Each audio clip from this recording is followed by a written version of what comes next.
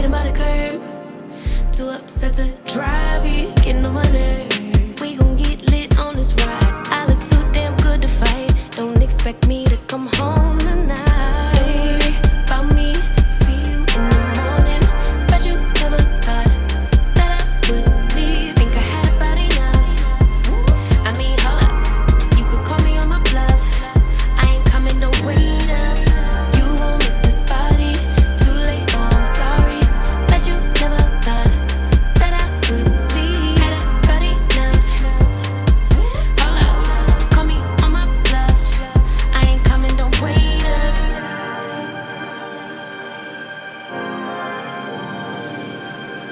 I ain't coming, don't wait up. Tryna get you to wake up. I ain't coming, don't wait up. Can't ignore my intuition, baby. I know you're typing every game you try to play. You know you could get replaced, ayy. Cause I won't track around, no dead weight. Hit up my girls, pull up, I'm outside, yeah. Waiting by the curb. Too upset to drive it, getting on my nerves. So we gon' get lit on this ride. I look too damn good tonight, and I just wanna have a good time. Don't worry about me, see you in the morning. Bet you never thought that I would leave. Think I had about enough. I mean, hold up, you could call me on my bluff. I ain't coming, don't wait up. You won't miss this body. Too late, oh I'm sorry. Bet you never thought that I would leave. Had about enough. Hold up, call me on my bluff. I ain't coming, don't wait up.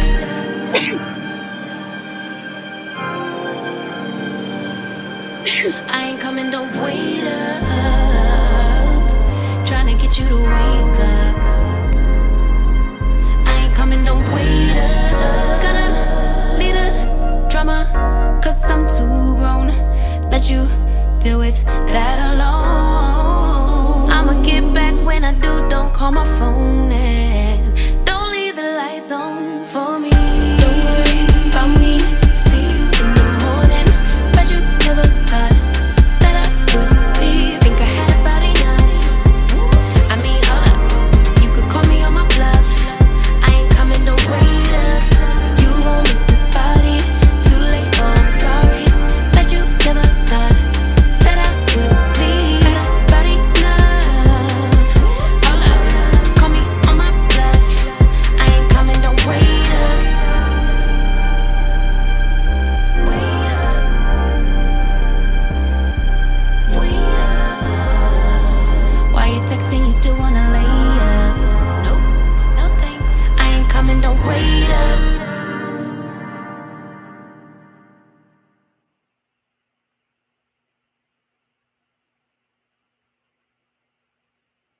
Tell me what you done for me lately.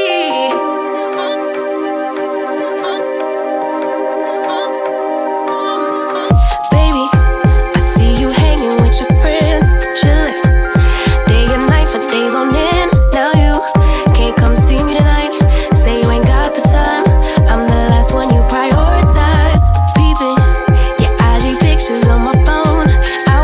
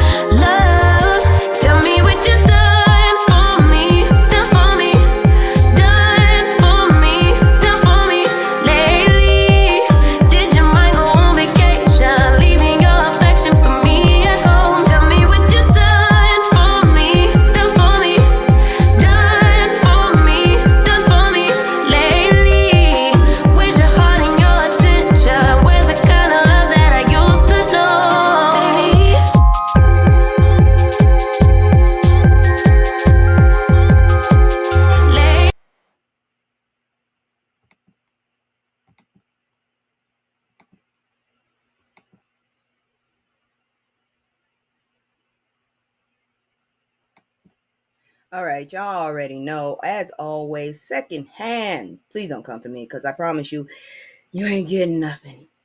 All right, y'all, let's start. Give me a second. Green light, let's get it. I'm the future, I'm in it. Check score, I'm winning. Green light, let's get it. I just win. I'm a 10. All right, y'all. What's up? Hold on. Give me a second. This is too loud. I'm trying to get back, but that is all right. There we go. Okay. Still, I feel that's too loud. Can y'all hear me? I hope y'all can hear me properly. Let me get that down to a 1. I'm gonna put that at a 2. I don't know about that. Let me try to change that to a 1. There. That's a 1. God dang it. I can still hear it. Damn. All right. So, anyways, hello. How are you doing? Let me get that rid of that. Check this one out here, y'all. Hi. And so, anyways, I just wanted to say hi, how you doing, and all that good stuff. Give me a second here. My god dang, if it ain't one thing, it's another. Where the hell? God dang you. My screen is doing silly stuff again. If it ain't one damn thing, it's another. Let me fix that. There we go. There we go. All right. So, anyways, I hope you don't mind. I'm still struggling. My shit is not right. Let me go to my comments to make sure I see everybody. All right. So, anyways, we're going to start real quick in the drama as always. So, check this real quick. All right. So, give me a second. This damn music is very loud, in my opinion. I can't. I'm not sure if y'all can hear it, but I hear it. And I wonder if I can get a 0.0. Let me see. 0.5. Damn it. Nope. That's a hotkey. If you haven't known now, that was a hotkey. All right, let me bring that back up. I'm just gonna leave that. If you can't hear me, let me know, and I will get rid of it altogether. All right, so bring that back up. Wendy Williams signs legal documents to end guardianship, and I hope she gets it. I don't understand how the hell another adult can take your life over like that. Shit, why don't you just chill with your family or something, or a trusted friend? But anyways, let me go back to my comments to see what y'all got to say. Wendy Williams has formally requested determination of her guardianship by signing an affidavit targeting her guardian, Sabrina Morrissey. She claims to have regained capacity and is no longer suffering from frontotemporal dementia, a condition for which she was diagnosed last year. A reevaluation appointment is set with the doctor chosen by her attorney on February 18th. Following this medical evaluation, Williams' attorney intends to file an emergency order to show cause to expedite judicial review of her guardianship. Should the petition to end her guardianship be denied, her legal team is prepared to demand a jury trial. I still don't understand how the hell you do it, though. How do you make a grown ass person listen to another one? I don't get it. In a podcast appearance, Williams rejected that she is incapable of independent functioning. She highlighted issues with her son, Kevin Hunt Jr. I thought his name was Kelvin. Anyways, whom she claims overstepped financial boundaries, leading to her accounts being frozen by Wells Fargo and the subsequent appointment of a guardian. Williams alleges her son improperly used her money without her consent, which contributed to financial mismanagement. Despite describing her son as a generally good person, she expressed disappointment in his actions and questioned the circumstance surrounding others in her life and her financial situation. Well, good luck, Wendy. I hope it comes off all right. I hope you don't have too much trouble with this. I don't know what the hell's going to happen, honestly, because I don't understand it at all. I still don't understand how Brittany had somebody all up in her business like that when she's a grown ass woman. I mean, I understand the people that put that was on her parents. Who the hell put this? A bank put this on her. I don't get it. I don't get it at all. But as always, you know how I do. I'm gonna go ahead and post up my little commercial. As always, if you like what I'm doing or if you have suggestions, please don't hesitate to let me know in the comments or even in the chat, and I will consider it as long as you come at me in the right way. So give me just a second, and I'm gonna go ahead and get this little commercial up. If I knew what the hell the hotkey was, I'd be good. But anyways, check this one out, please. Let me close these damn things while I'm going down to the damn commercial. I fucked up so bad. It's just me and the fam. It's just me and the fam. It's just me and the fam. It's just me and the. It's just me and the fam. Yeah, yeah. It's just me and the fam. See my little say that's my girl, that's my mascot. No one's go for hours and some hours till we pass out. Stay inside the house, turned up with the racks out. Stay inside the house, turn. I wish people had told me, god dang it, they didn't hear anything. But I'm just saying, the last thing I said was that, Wendy is going to, she signed to end the guardianship. She went ahead and threw her son under the bus and said, he used wrong money. He used his money wrong. And basically, now what you call it? She's saying he's a good person and all, but that's what caused Wells Fargo to get a guardian on her. I don't think that's right at all. Shit. That's the case. I don't want nobody from outside fucking with me. If you can just put me under guardianship, shit. All right, so now we into the fuckery. I need y'all to check this shit out here. College instructor unalive, track coach missing after empty boat found in lake. What the hell is this? Good grief. I'm telling you, all of a sudden I think television is just coming to life. It's scary. It's scary now. All the fiction and shit, maybe it's coming to life. I don't know. So a boat was found circling near Wallace Dam in Georgia on February 8th. The body of 49-year-old Jocelyn Nicole Wilson was discovered in the vicinity on February 9th. Gary Jones, a communication specialist and coach, is missing. He was last seen with Wilson on the boat. What the hell? Jocelyn Wilson is a 49-year-old senior instructor in the Department of Mathematics at Spelman College since 2007. She attended Clark University with Gary Jones. While Gary Jones is a varsity girls and boys track field coach at Westminster School, a private Christian school. He was, I guess, engaged to Jocelyn. Not anymore, I guess. Authorities are using sonar technology to search the lake for Gary Jones. Search operations have been interrupted due to poor weather conditions, including rain and wind. Officials are hopeful to resume efforts when weather permits. Westminster schools issue a statement expressing prayers for Jones's safe return and support for his family during this challenging time.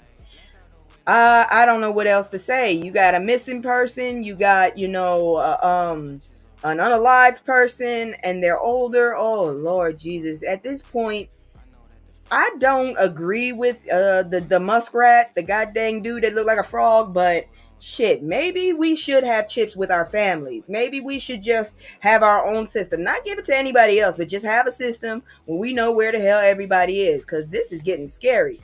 Shit, people just missing and shit, and you can't find them. Or maybe I think we do already. The way it seems, we already got CCTV. So maybe that's it. Maybe we just need to increase CCTV so we can see everything. I hate to say, let's let Big Brother watch us, but shit, motherfuckers is disappearing and we ain't looking hard enough, in my opinion. But that's neither here nor there. Let's get to the next story, if you don't mind. And I'm telling you right now, this is crazy. So the fuckery is going to get dark. I went ahead and put all the really dark stories up in the front just so people could handle it, because this shit is like, ugh.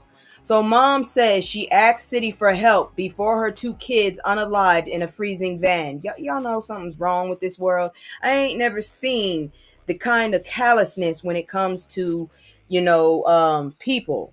I just don't understand what's wrong with people in general.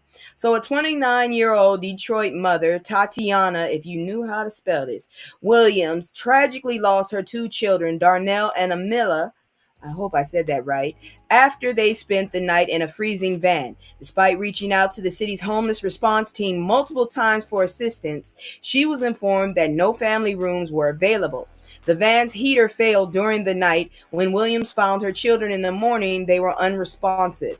Both were later pronounced unalive, with authorities suspecting hypothermia as the cause. That's sick and that's so sad, and I don't know what else to say about that. Anyways, Tatiana Williams, a Detroit mother, experienced homelessness and sought help from the city services several times for shelter. She parked her van at the Hollywood Casino garage for the night, where temperatures were below 32 degrees. The van's heater stopped working and the battery died, leading to severe cold affecting her children. Upon waking, Williams found her 9-year-old son, Darnell Curry Jr., unresponsive and realized he was deceased. She discovered her 2-year-old daughter, Mila Curry, also not breathing. Both children were pronounced unalived at the hospital, with authorities believing the cause was exposure to hypothermia. Williams contacted the city's homeless response team at least 3 times, with her last call on November 25th. Each time she was informed there was no family rooms available. Williams continued her search for help, reaching out to out-of-state resources but found no assistance. The tragic outcome prompted criticism of the city's response to homelessness, as Williams stated it took her children's deaths for officials to take action. Honestly, that's a sick thing, especially I understand because I just went through homelessness and I was thankfully blessed to have someone offer their home to me. Because I promise you, I did spend a night out there at least once and it was hard as hell and I had all my blankets on me. So I can understand, and children are even worse.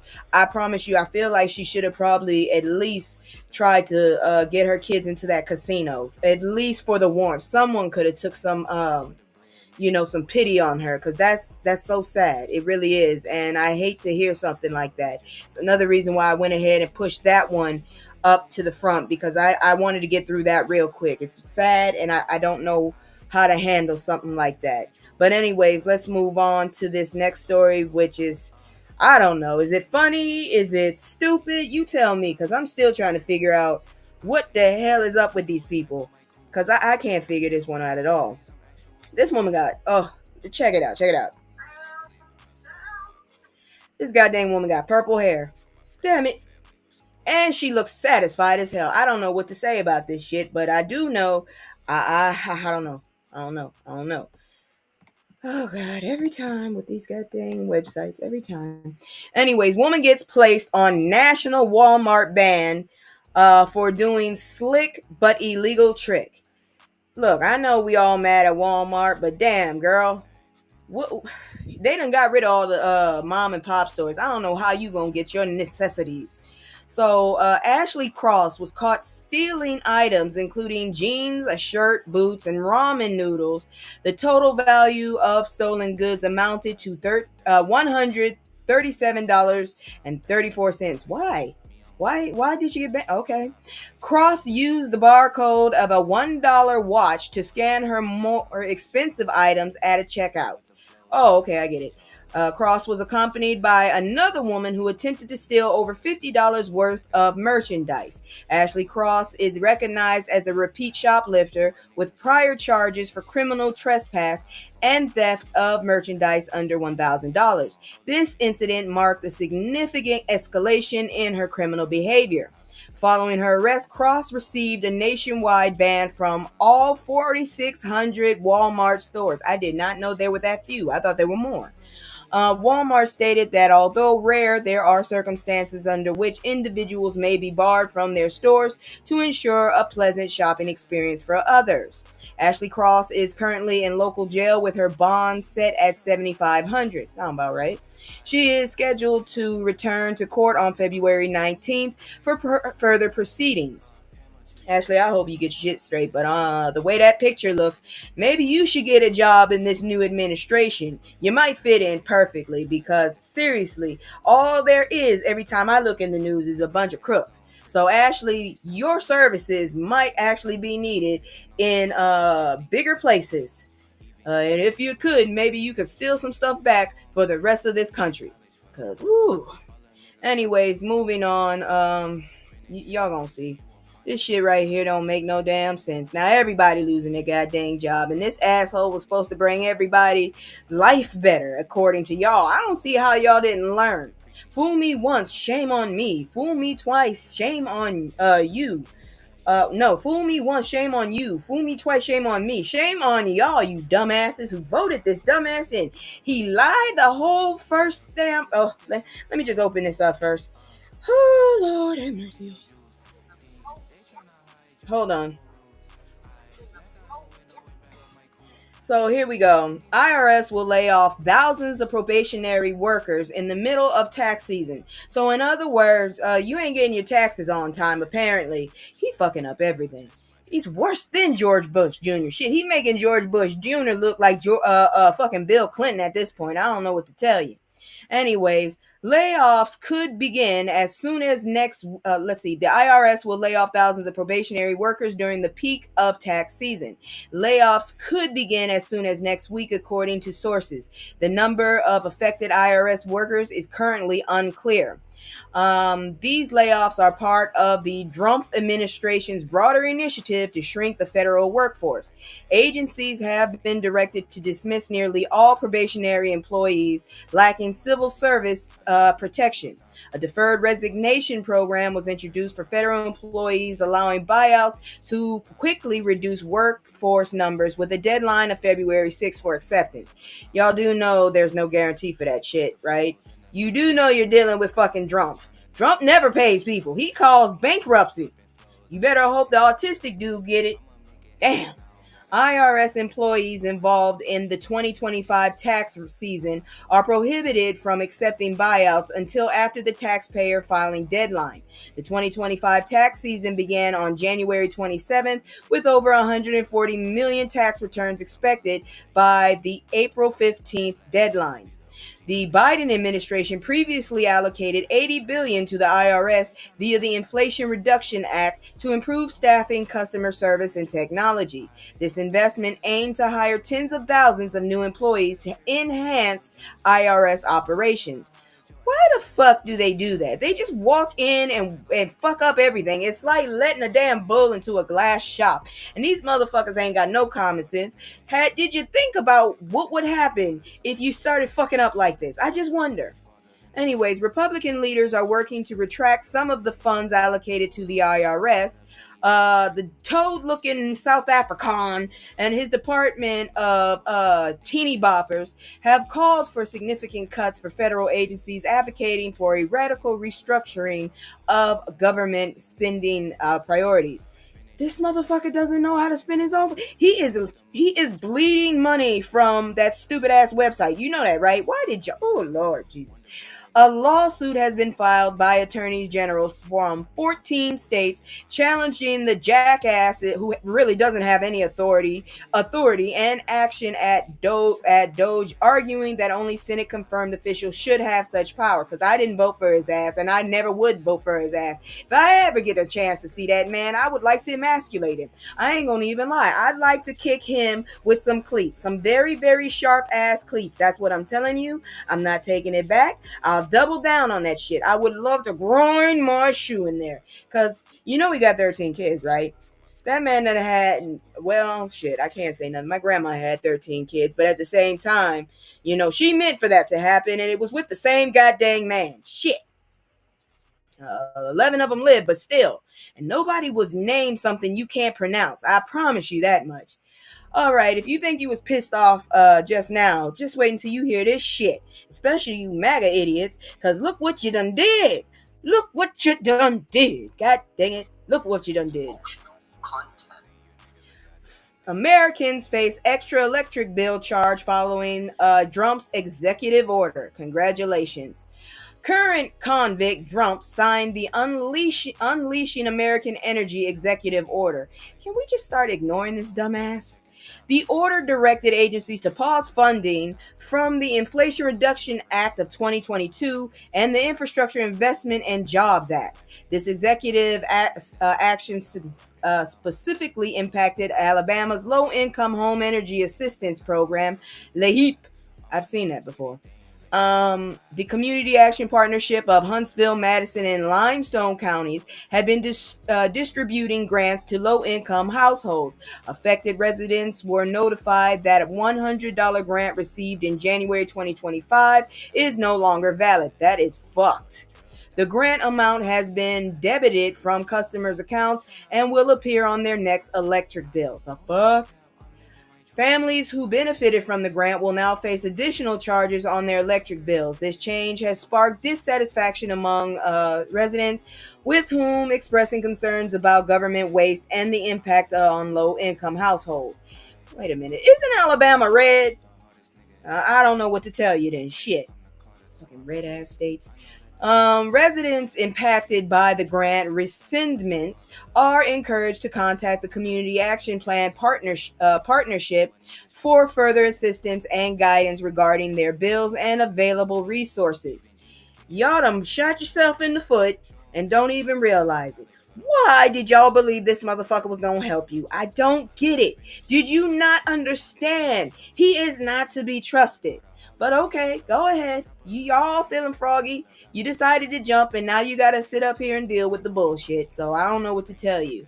But let me just explain right now. We got a whole lot of fuck around and find out tonight. And I guess I had to cut it in half or whatever, but y'all got to see this shit because people are getting their they getting their shit, and I need y'all to see it. So let's check this out real quick. All right. I don't want the second, I want this. I'm running my head way, I'm a wreck. I've been moving like a hot. All right, so white cop found guilty in fatal pew pew a black man at a gas station. About damn time somebody had to pay for the bullshit they keep pulling off. Get on my damn nerves. Anyways, Brad Lunsford, a former police officer in Las Cruces, I hope I said that right, New Mexico, was found guilty of voluntary manslaughter. The pew pew occurred in 2022 at a gas station after a report that Presley Eze had stolen a beer. He was unalive for a beer. Y'all got you.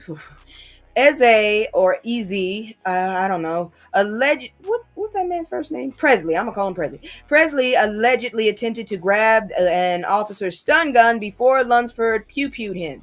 Just stun him then. You didn't have to put him out. Just stun him before you stun somebody else. A jury convicted Lunsford on February 12th following the trial. He pleaded not guilty to the charge, which included a firearm enhancement. Lunsford now faces a potential sentence of up to 9 years in prison. About damn time.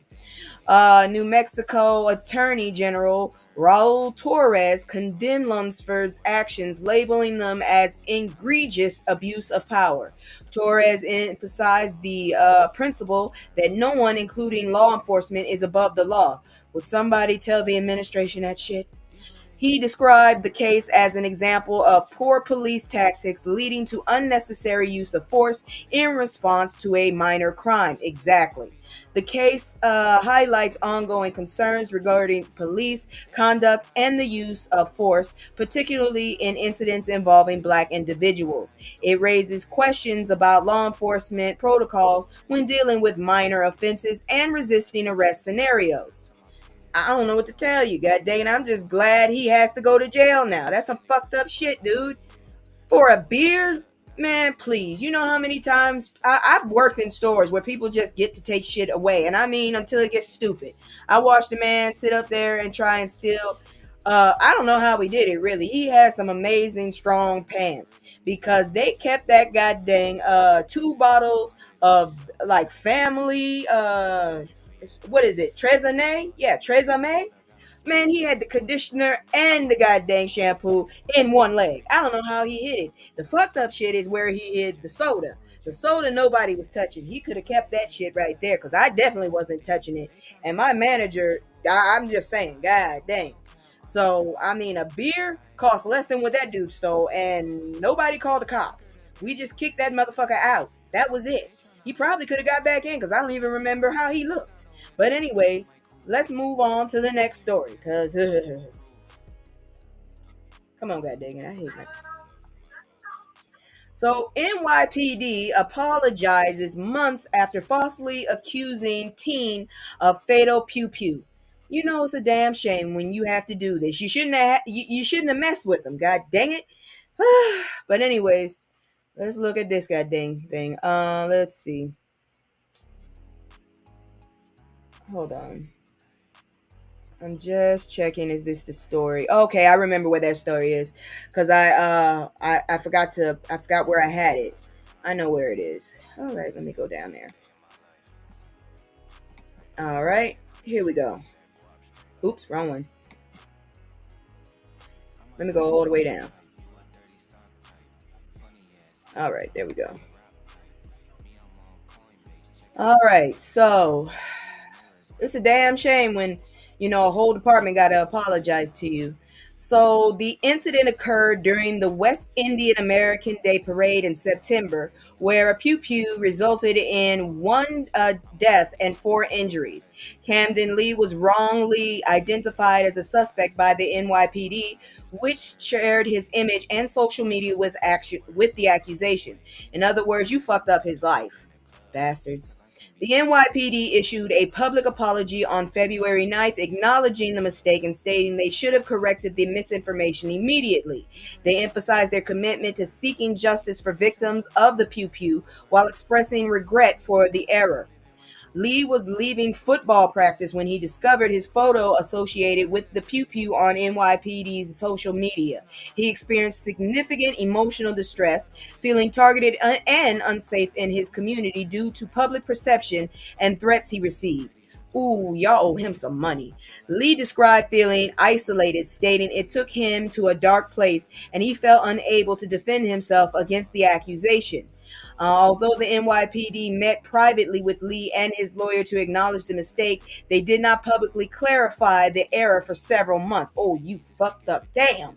Lee's family repeatedly requested a public acknowledgement, which was initially ignored by the department.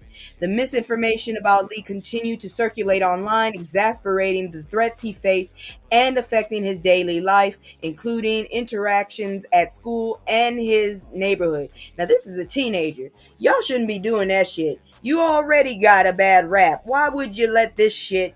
Damn, man. I don't know what to say. Because I think I would rather, myself be seen. I don't know what to tell you. Because honestly, that was the dumbest shit I've ever heard. But we about to see another clown real quick. So let's get this shit. And it still is. You know what? I just want to play the fuck around and find out again. Because this asshole right here just irks the shit out of me. And I'm so glad to report this shit. Because these dumbasses would just sell us out. The minute they got a chance, and I'm so glad that this shit is happening to them now. So give me just a second. I'm gonna put my little fuck around and find out again. Hold on. I don't understand. I want this. I'm running my way. I'm alright. I've been moving like a hot. All right, so the surrenderers, Trump's cadre of black supporters, gave up everything and got nothing in return. Something wrong with your ass when you ain't got nothing to show for it. I'm telling you right now, you ain't gonna get me. I got to get something. I got to get you to write it down something, cause I'm not about to put up with the shit. No, Lord, no. Like I went off on fucking Instacart the other day because those assholes. Would you stop, please? It don't matter. It don't matter. Cause I got the goddamn script, you jackass. Fucker. I hate when websites fuck up. Stop. Wait.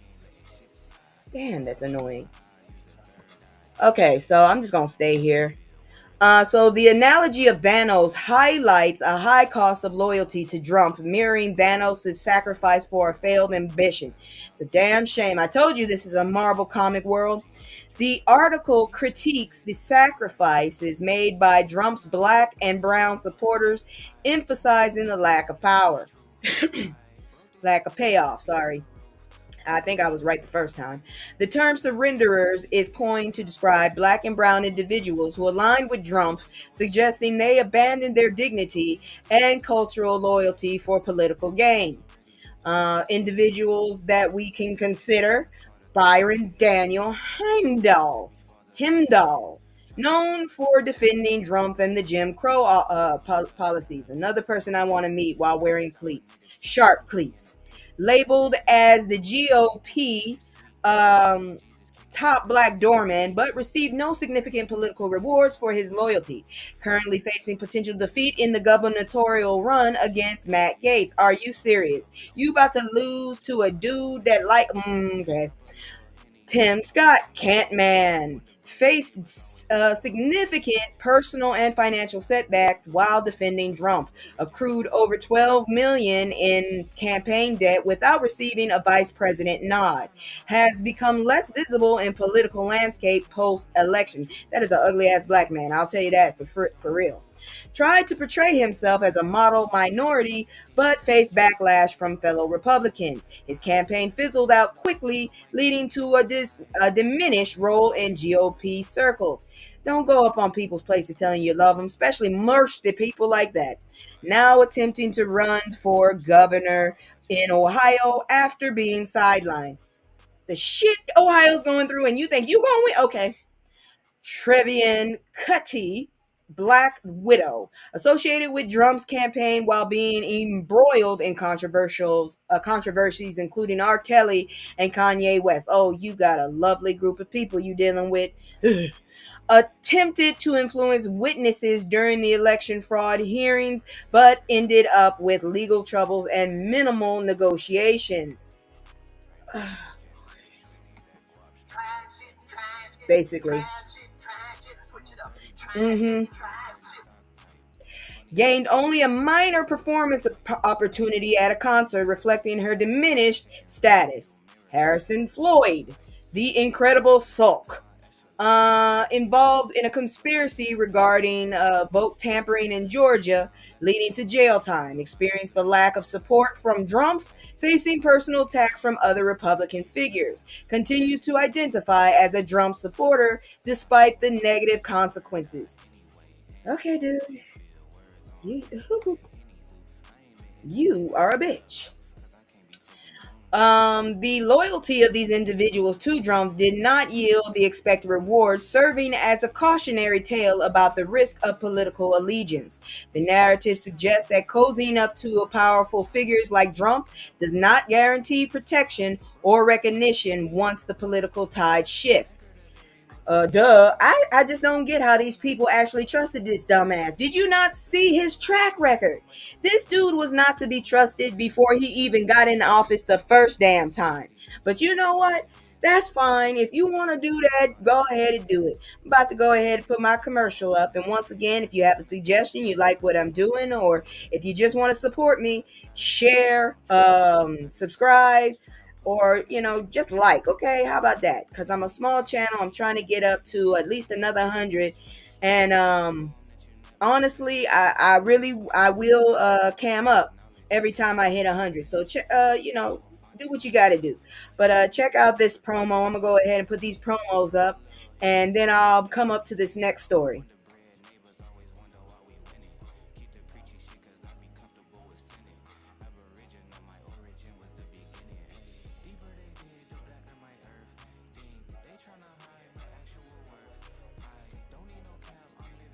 And make sure that you check these out on Instagram, CBD Honey Lips on Instagram. For if you want to go get yourself, a sample, or even buy yourself some. The people are located in New York. Check them out.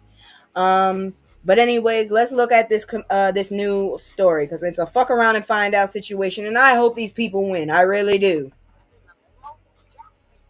DOJ sues Georgia and Tennessee counties for diluting black voting power. About damn time. This is ridiculous. You assholes keep fucking around. I hope they win. I really hope they win. That's all I can say, because this is some ignorant ass shit y'all just tried to pull. Anyways, the DOJ has filed a lawsuit alleging that the at-large voting method used by the Houston County Board of Commissions violates black voters' rights. The at-large method allows candidates to be elected by plurality of all voters, which reduces the chances for black voters to elect their preferred candidates. There are distinct black and white communities in Houston County, leading to the dilution of black votes. A black candidate has not been elected to the Board of Commissioners since 1992, despite consistent support from black voters for black candidates. The DOJ recommends the establishment of fairly drawn single-member districts to enhance black voter representation. The DOJ has filed a lawsuit against the Fayette County for a redistricting plan that allegedly dilutes black voting power. The Fayette County Board of Commissioners is accused of initially rejecting multiple proposals to consolidate black communities during the 2021 redistricting cycle. The rejected proposals would be enable predominantly black communities to elect representatives of their choice. Since the new redistricting plan was implemented, 4 black candidates have lost elections, and no black candidate has ever been elected to the 19-member county commission. Sounds shifty. The DOJ emphasizes that the right to vote is fundamental, and the adopted redistricting map did not provide black voters with equal electoral opportunities. The lawsuits were filed before the tenure of the current convict, Donald Trump, and their future is uncertain following a recent order for the Justice Department to pause all civil rights cases and investigations. Christian Clark, Assistant Attorney General of the DOJ Civil Rights Division, highlighted the importance of equal voting rights for all citizens, regardless of race or ethnicity. Do y'all not understand that this jackass really don't care about this country? And as soon as he robs us blind enough and gets all his strong friends the money that they feel they deserve when they don't, he gonna basically fuck off somewhere in another country, and we're gonna be in shambles. Basically, that's it. We gonna be selling places for $1, just like that little island in Italy. So y'all just get ready for it, because I'm sick of y'all motherfuckers doing this shit. Now, this next story, I don't know how I put it in the wrong place, because it's not fuck around and find out. It's just pure fuckery. That's what it is. And I don't know what else to say, but I hope it doesn't work, and I hope somebody gets their ass whooped for this bullshit. Please check this out. So a judge rules railroad can take black families' land after 100 plus years. You got to be kidding me. Blaine and Diane Smith, a black farming couple, have owned their land since the 1920s. So my grandma would have been about 100. Damn.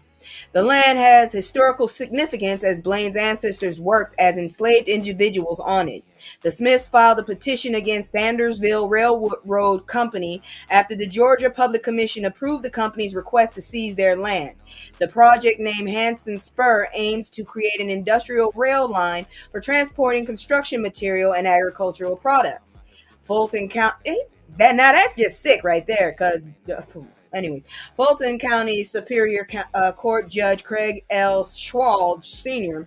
upheld the Georgia Public Commission's decision allowing the seizure of the Smiths' land. The ruling is based on the principle of eminent domain, which permits government entities to take private property for public use. Well, pay them then. Shit. I don't give a shit. They did all that damn work. I promise you, I would make that shit uninhabitable. I put so much damn shit up there that they wouldn't be able to fucking use it. I would fuck it up until they seized it. Shit.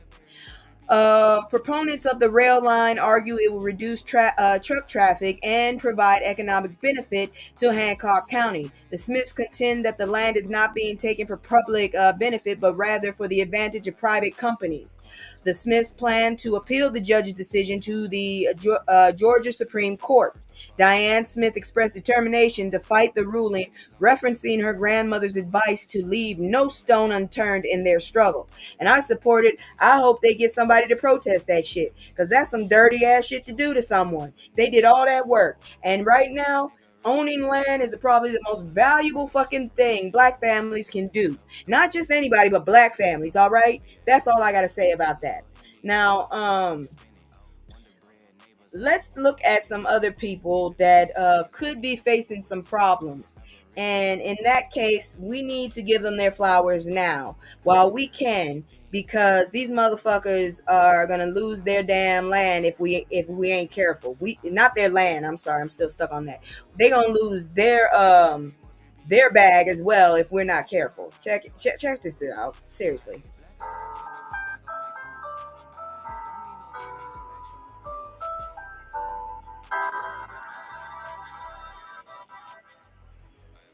Okay, so as retailers drop the DEI programs, Black founders could face obstacles staying on shelves. So these are some of the people we need to try and support because honestly, if we don't support them now, they may not be able to come back from this shit. And we all we got, honestly. So one of those things, such as Brown Girl Jane, is an Black-owned fragrance brand that has seen significant growth, particularly after being supported by Sephora. The brand sales more than double after Sephora began carrying its products online and in select stores. CEO Malika Jones noted that Sephora's support has helped the brand compete against larger companies with extensive marketing resources. Sephora's commitment to diversity, excuse me, Sephora has actively supported Black-owned brands through its Accelerate program, offering mentorship and funding. The retailer has increased the percentage of Black-owned brands on the shelves from 3% in 2020 to a target of about 10% by 2025. Sephora was the first company to sign the 15% pledge aimed at increasing shelf space for Black-owned businesses. Larger retailers like Walmart and Target have recently scaled back or eliminated DEI initiatives, which may hinder opportunities for Black owned brands. Target has removed specific DEI pledges, and Walmart has ended key diversity initiatives, creating concerns about future support for minority entrepreneurs. A lawsuit against the Fearless Fund, a venture capital fund for Black women, has raised fears about the longevity of supplier diversity initiatives. The document highlights a broader trend of companies retracting DEI commitments due to political backlash and fear of litigation. Companies that once made bold pledges for diversity are now scaling back their initiatives, which could affect availability of Black-owned brands in major retail spaces. Some experts warn that this retreat could lead to fewer choices for consumers and stifle innovation within the marketplace. Despite the retreat of some retailers, companies like Sephora, Costco, and Elf Beauty have reaffirmed their commitment to diversity as integral to their business models. Once again, Sephora, Costco, and Elf Beauty. That's ELF Beauty. The 15% pledge continues to have support from several retailers aiming to maintain a focus on Black owned brands and representation. Sephora CEO emphasized the correlation between business success and diverse product assortment that meets the needs of a varied customer base. There is concern among Black entrepreneurs that the reduction in DEI initiatives will complicate pathways for new founders seeking retail partnership. Some founders urge consumers to continue supporting Black owned brands in order to maintain their presence on retail shelves. The document concludes with the perspective that without intentional efforts to include diverse brands, many will be overlooked, limiting opportunities for Black entrepreneurs. Like I said, you know, I know Black Wall Street technically still exists, but we need to make sure it metaphorically exists as well. We need to make sure that they can't take down this as a community is what I'm saying. That's why I've joined a group like Black Project 2025, but I'm sure there's other projects as well. We need to get closer. We need to get rid of that, crab mentality, trying to pull people down and shit, because honestly, these jackasses are aiming for us. We ain't even done shit and they aiming for us. So could you imagine if we actually decided to protect ourselves, what we could do? Because now we have the internet, and as long as there's such thing as internet, then we can make it happen. That's all I gotta say. But moving on, I hope this woman right here gets this shit done right here, because we need someone to handle this. I've been irritated as hell ever since I heard they were dropping this. So check this one out, please. So Governor Kathy Hochul is considering removing Mayor Eric Adams from office because the bastard is basically getting extorted. I don't know what else to tell you. So Mayor Eric Adams is facing allegations of trading cooperation with convict Trump immigration policies for the dismissal of federal corporation corruption charges against him. The acting U.S. Attorney for the Southern District of New York, Danielle Sassoon, resigned after the Trump administration ordered the dropping of charges against Adams. Sassoon's resignation followed the Department of Justice directive that linked the timing of Adams' prosecution to his ability to assist with Trump's immigration agenda. Because this motherfucker ain't no damn warrior. Governor Kathy Hochul expressed that she would not react impulsively, but is consulting with other leaders regarding the situation. Hochul described the allegation against Adams as extremely concerning and serious, indicating the need for thoughtful approach to the issue. She emphasized her responsibility to determine the appropriate next steps for the state. Adams' attorney had denied the allegations, labeling them as a total lie. Well, if they're a lie, then let the investigation continue till they prove that you are innocent, because as far as I'm concerned, you guilty. Adams himself dismissed the accusations and criticized the timing of Sassoon's report, questioning its credibility. Can we question you? All them people around you sure in the hell resign real quick. The mayor has consistently denied any wrongdoing in relation to the corruption of charges. Amid these allegations, Adams announced an executive order allowing U.S. Immigration and Customs Enforcement, ICE, to operate at Rikers Island, which has led to increased calls for his resignation.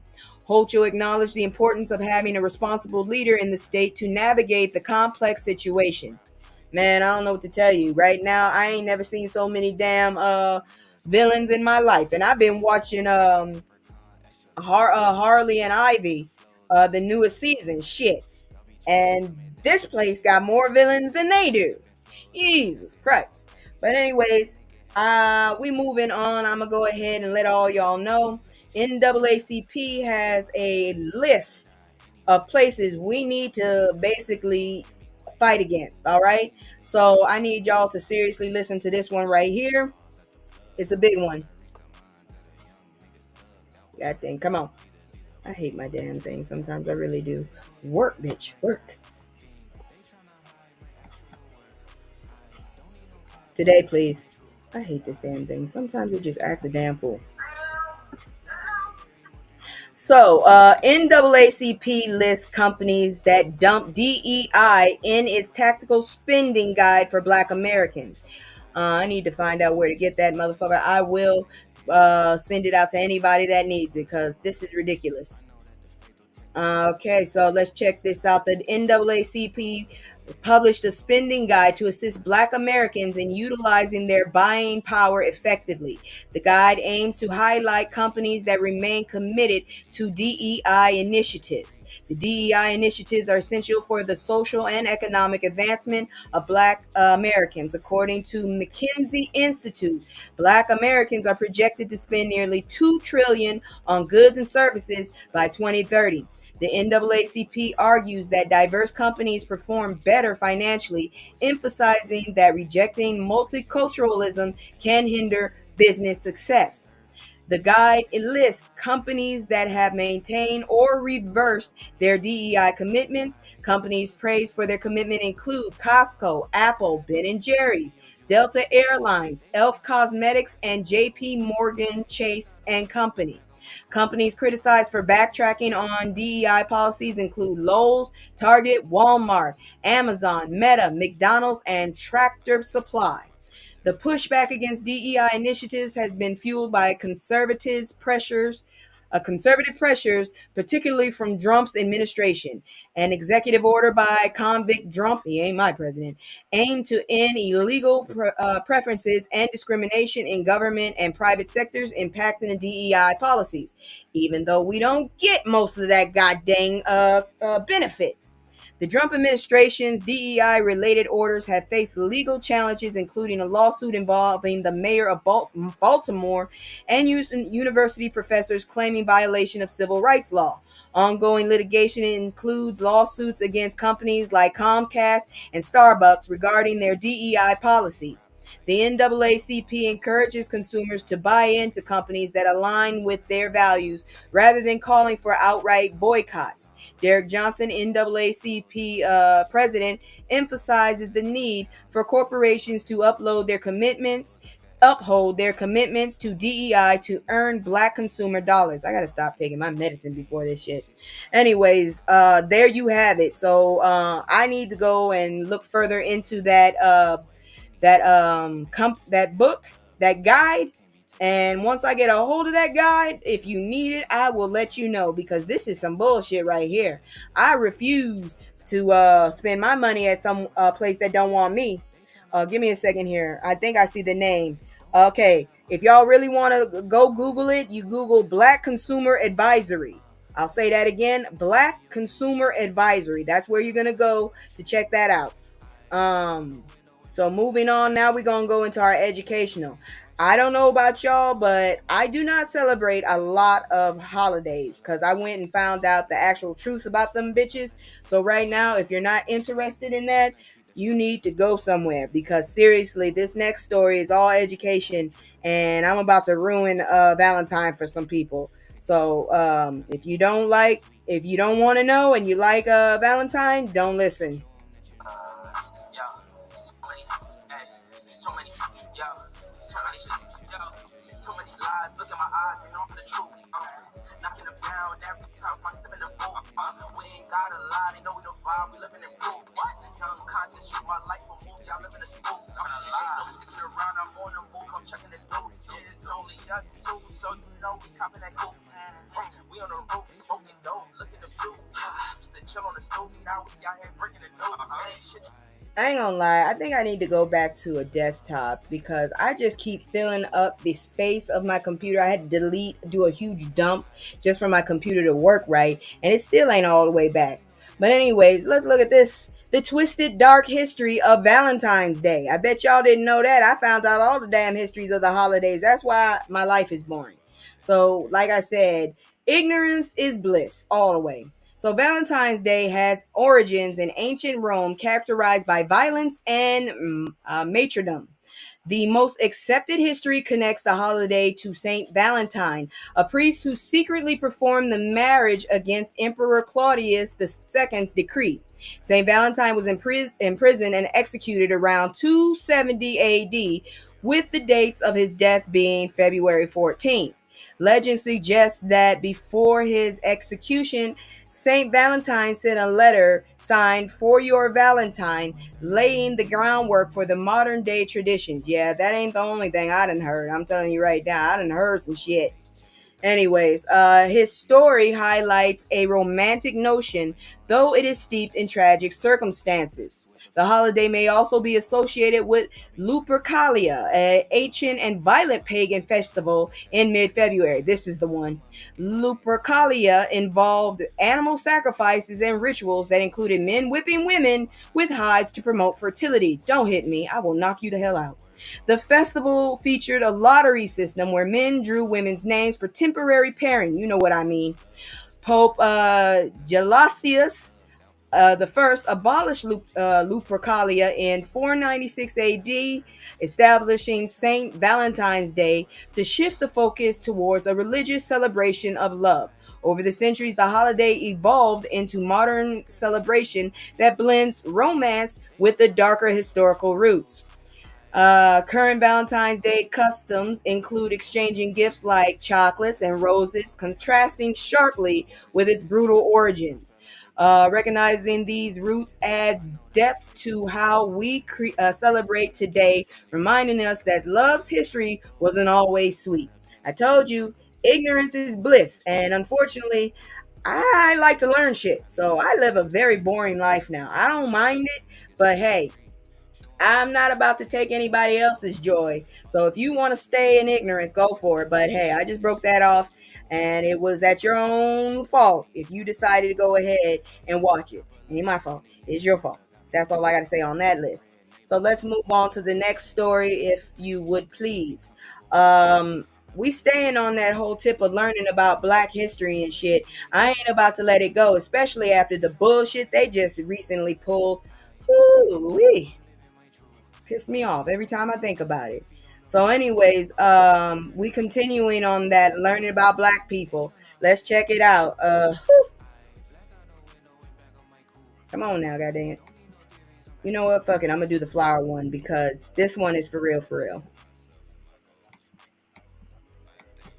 Come on, damn it.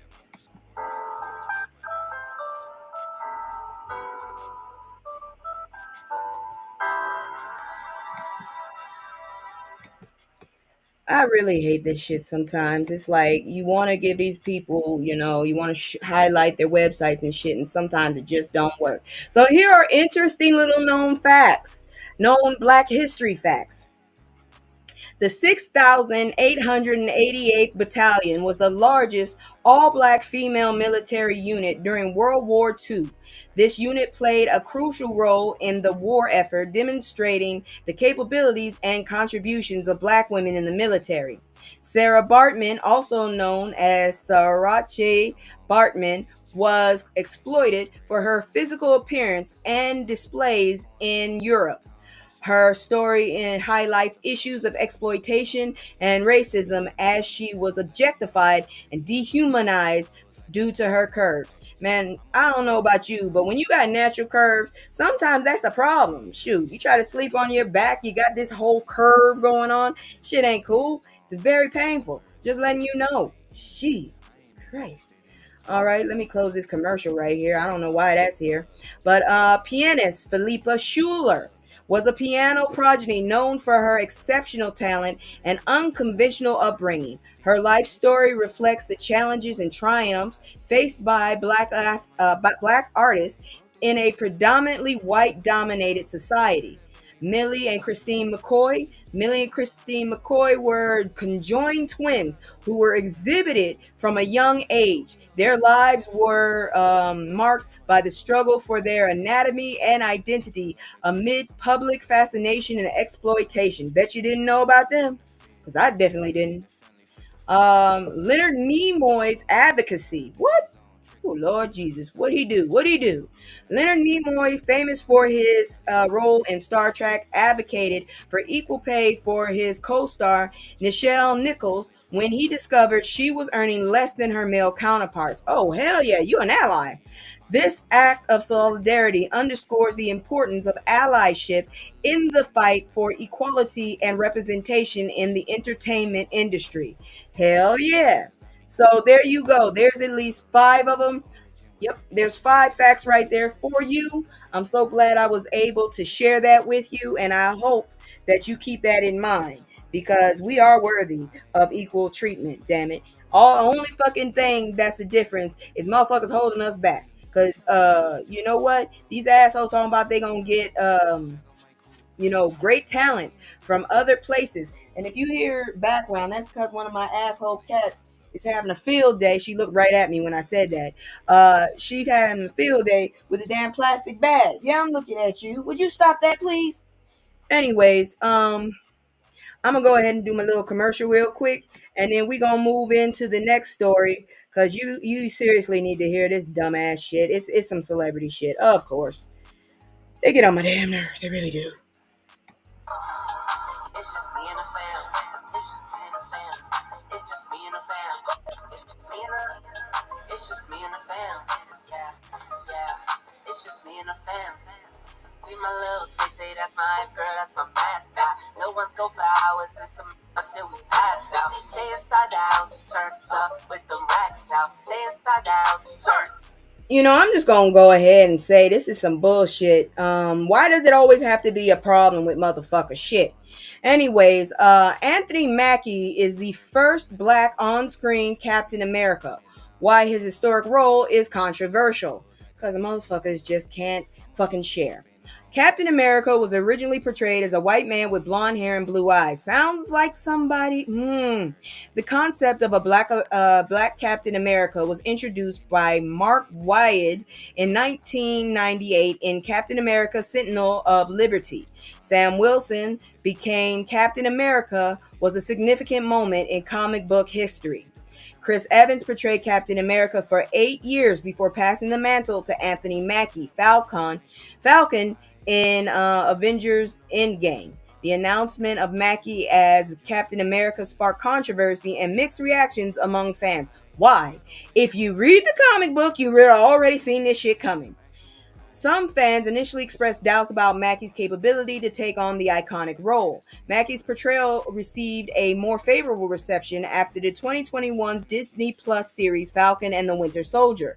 During promotional events for Captain America: Brave New World, Mackie faced backlash for comments he made regarding Captain America's representation, leading to threats of boycott.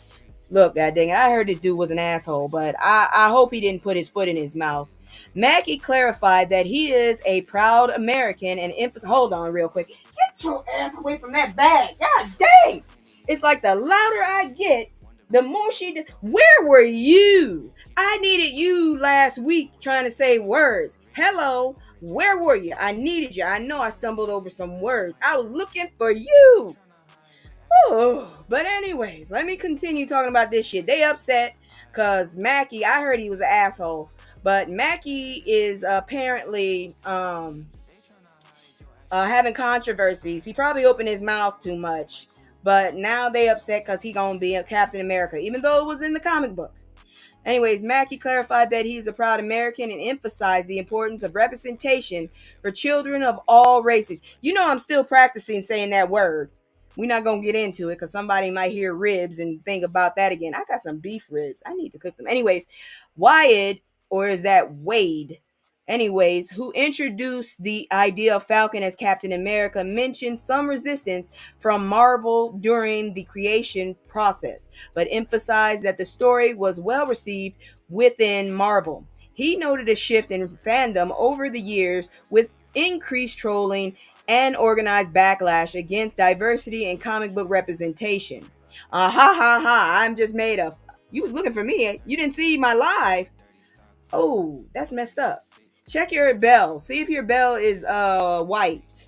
Because sometimes that messes up. And if it ain't white, unsubscribe and then resubscribe. Because you know I'm always looking for people. I take notice. When people come to my live, I remember them. And yeah, you just left me. I was sitting up there like, what the hell? Where the hell is she? I need help. Where the hell did she go? You was nowhere. You just left me high and dry. I was just like, I don't know how to say these words. I was stumbling. Oh, it was a mess. Anyways, no, sometimes they don't pop up. Oh, that's fucked. It's probably because I'm a small page, or they're blocking me because I always be talking about the fucked up shit they be doing to our race. And you know they like to shadow ban when you tell the truth. That's probably it. I already knew I wasn't going to be a huge YouTube person. I never wanted to be, but I really would like to at least get monetized. Shit. Anyways, hey, is that background music too loud? I've been waiting for somebody to tell me because I'm trying something new. I left StreamYard, but I don't know if I like where I am right now. But let me continue. So Wade and Mackie both highlighted that Captain America should represent ideas such as equality, opportunity for all, regardless of race. Okay. The narrative surrounding Captain America has evolved to reflect contemporary issues, including racial divides and the quest for justice. Mackie emphasized the importance of compassion and empathy as core values for his version of Captain America. In the upcoming film, Mackie's character grapples with personal pressures and the legacy of being Captain America. Let me see. I don't really hear it, very faint, so it is perfect. Good, okay, because I can hear it, and I got it down to 1. And I'm just like freaked out that somebody might be like, what the fuck is she saying? All I hear is music. Anyways, the story mirrors themes of integrity, justice, and the need for representation in superhero narratives. Wyatt or Wade suggested that Captain America could be represented by anyone who embodies the ideas of American values, regardless of gender or ethnicity.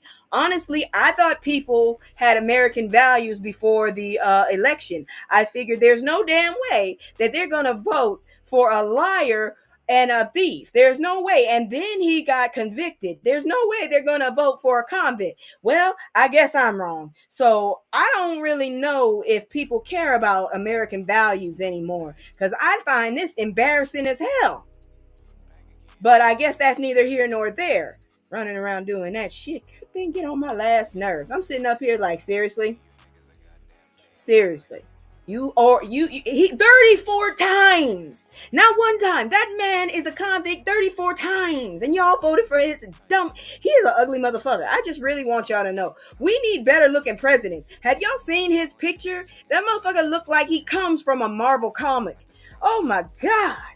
Can he go melt somewhere? Let him go. Hey, let's lock him in a lab and let him create something that maybe it'll melt him and he'll shut the hell up. Whew, I can't stand that man. I figured Roe versus Wade part would be enough to keep him out. Man, I thought that would too. But apparently, wait a minute. Wait a minute. I gotta say this. Did you not realize that Clarence Thomas and his wife support this jackass? That's a whole woman and a black man. Oh, girl, I'm telling you right now, shit ain't right. Shit just ain't right. That's why I promise you, I will never, I don't think I'm ever going to be able to pass a drug test, at least for the next 10 years. I got so many damn things to keep my ass calm, it's ridiculous. I'm on ketamine, I'm on cannabis, I'm on Prestique, I'm on all kind of shit. They even got something to make me go to sleep. I'm so freaked out. I thought a lab created, no more labs. Man, you might be right. Because seriously, I'm just thinking, like, come on now. Donald, 6 letters. John, and if you add that junior, 6 letters. Drumpf, 6 letters. I ain't reaching. Something got to explain that motherfucker. I still ain't figured that one out. But I'm just saying, maybe he could, like, can we have, like, can't we have him, like, oh, jeez. It's a struggle. Because, you know, I'm trying to be more spiritual, but I really want him gone. I mean, I want him gone. I mean, I don't want to wish bad. I just want him gone. But anyways, let's go on. Let's look at some common sense shit, y'all. He doesn't look. No, he don't.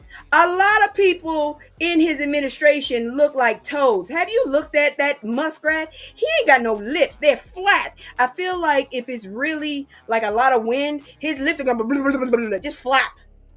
They're gonna flap.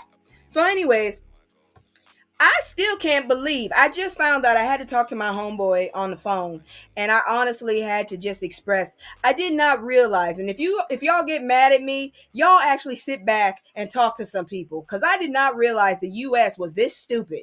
I did not know. I actually, maybe because my family on both sides always were pro-black. Even the mixed side was pro-black, okay?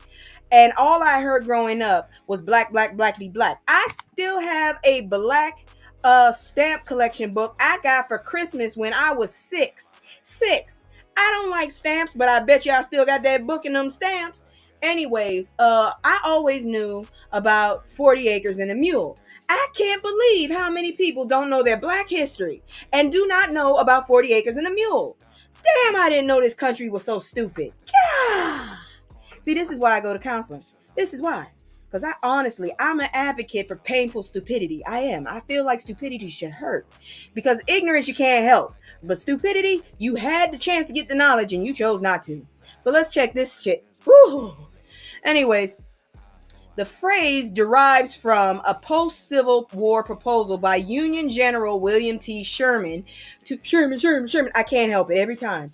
To allocate land to freed black families. You man, I'm sitting up there like they's like, I never learned black history. What the fuck? I've always had black history in my head. Yeah, hey, y'all remember the McDonald commercials? they got real serious. And that's how I learned, honestly, because I know they didn't teach everything. I didn't learn about the Tuskegee experiments until I watched one of them damn commercials. And every year they would do the Malcolm X story where he got lined up and got whooped. You ever get lined up and whooped? I have. But then again, we were setting we ran out of fireworks and we were setting the grass on fire. And one person was Telltale, but it's probably better because we were setting the grass on fire. Anyways, 40 acres and a mule. The phrase derives from a post-Civil War proposal by Union General William T. Sherman to allocate land to freed black families. Originally, 400,000 acres of Confederate land were to be divided, giving each family 40 acres for farming and economic independence. The phrase became symbolic of broken promises and systemic disenfranchisement faced by black Americans. That's a big-ass word. No mules were promised in the original order, although some families received them from the army. Honestly, I don't want a mule. I don't want to clean up after that motherfucker. I got 2 cats. That's enough. And I'm trying to have a baby. That's enough cleaning up shit. Literally. So you can keep the damn mule. Just give me the damn money for the damn land. I don't even need all of it. I'll trade it with the inflation, but you got to do by inflation. Because I don't want what was 40 acres and a mule price back then. I want what it's worth now, damn it. So we can cut that shit up and divide that. How about that, you lying bastards? Get on my nerves.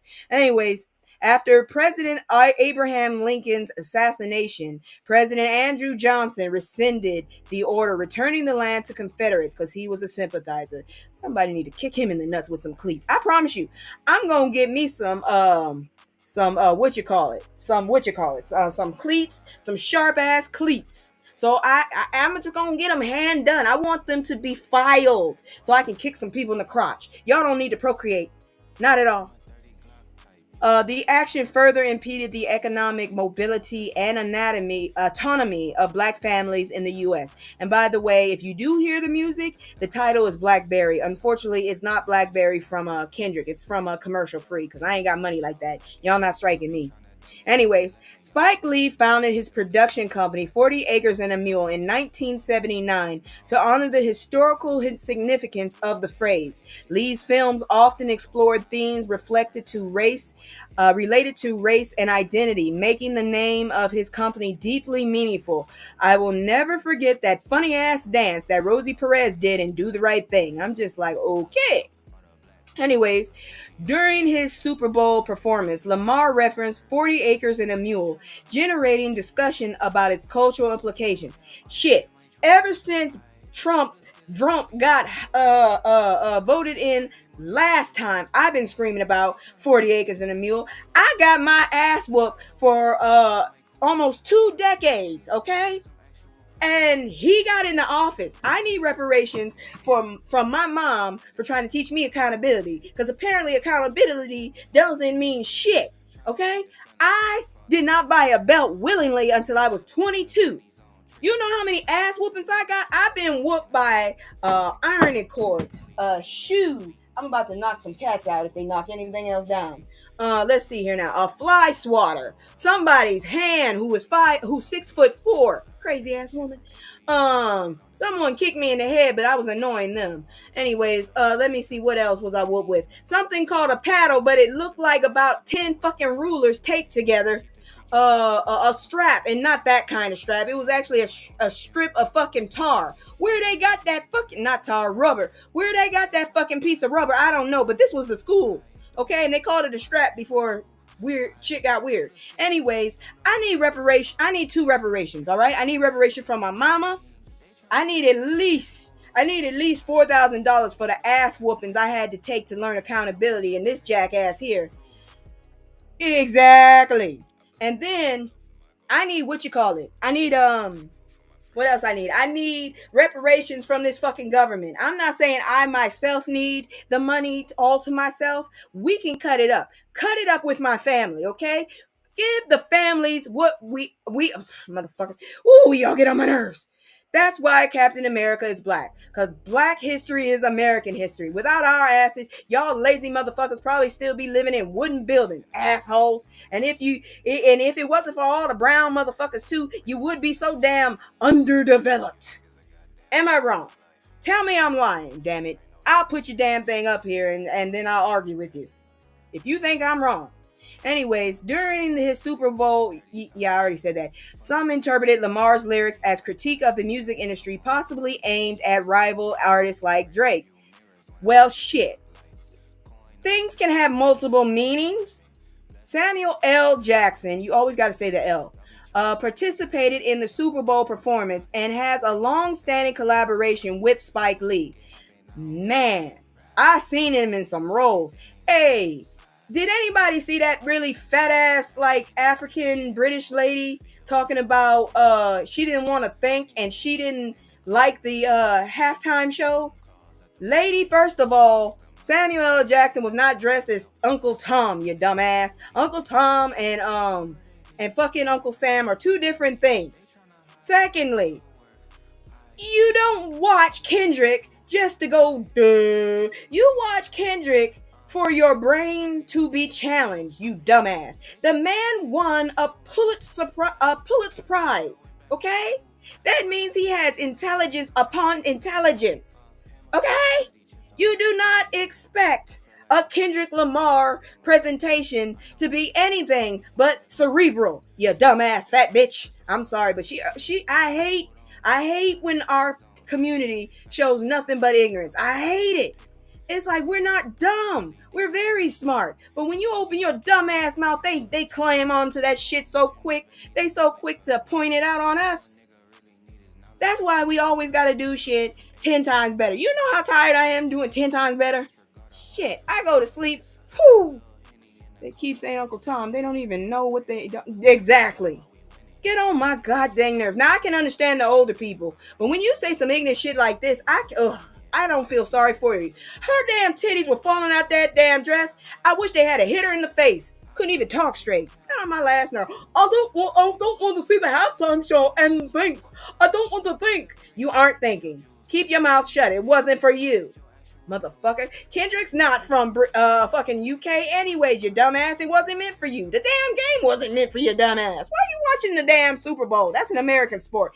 I promise you I ain't trying to watch soccer. I really am not. Or cricket. Okay? I'm not trying to watch it. Now, if you got some skating or something, I might watch that. But I promise you, some of y'all shit I don't watch. And I know it's not for me. Okay? So I'm not going to talk about it. Anyways, his role as the performance narrator echoed. Can you tell I've been triggered ever since this motherfucker won last year? So this is just hyping me up, okay? His role as performance narrator echoed characters he played in Lee's films, emphasizing the connection between film and cultural commentary. Spike Lee thanked Lamar and Jackson on Instagram, highlighting the importance of the historical reference in the context of Black history and reparations. Jackson expressed his gratitude for the opportunity to participate in a significant cultural moment and emphasized the importance of using his platform for change. And let me once again point out, you assholes, some people actually are still alive that had to pick cotton, okay? Some people are still alive that had to actually stop going to school. They weren't slaves, but they still had to pick fucking cotton. So this shit is not far away. Sitting there, you gotta let it go. How about I kick you in the goddamn crotch with them cleats? I promise you I'm gonna get me some cleats. I don't give a damn if I can't lift my leg that far up anymore when I get them. I'm gonna get me some damn cleats. Y'all get on my fucking nerves. But anyways, moving on, we still in that situation of platforms. So I'm gonna go ahead and give some shine. This is gonna be a record. I'm about to put this one up. I'm gonna give the roses to people who've actually used their platforms for good instead of bad. So check this out.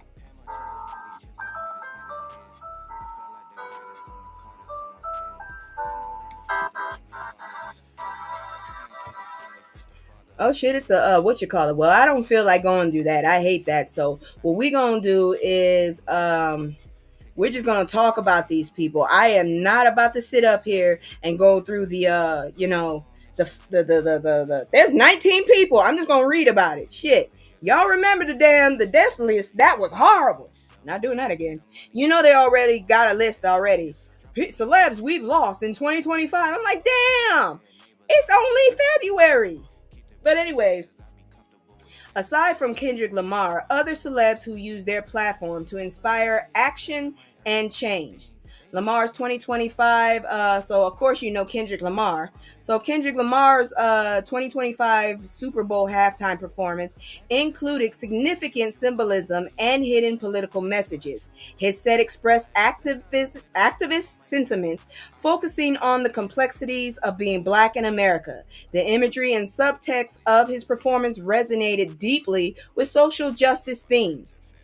The role of artists, such as Nina Simone's assertion that any artist's duty is to reflect the times, underscores the importance of artistic expression and activism.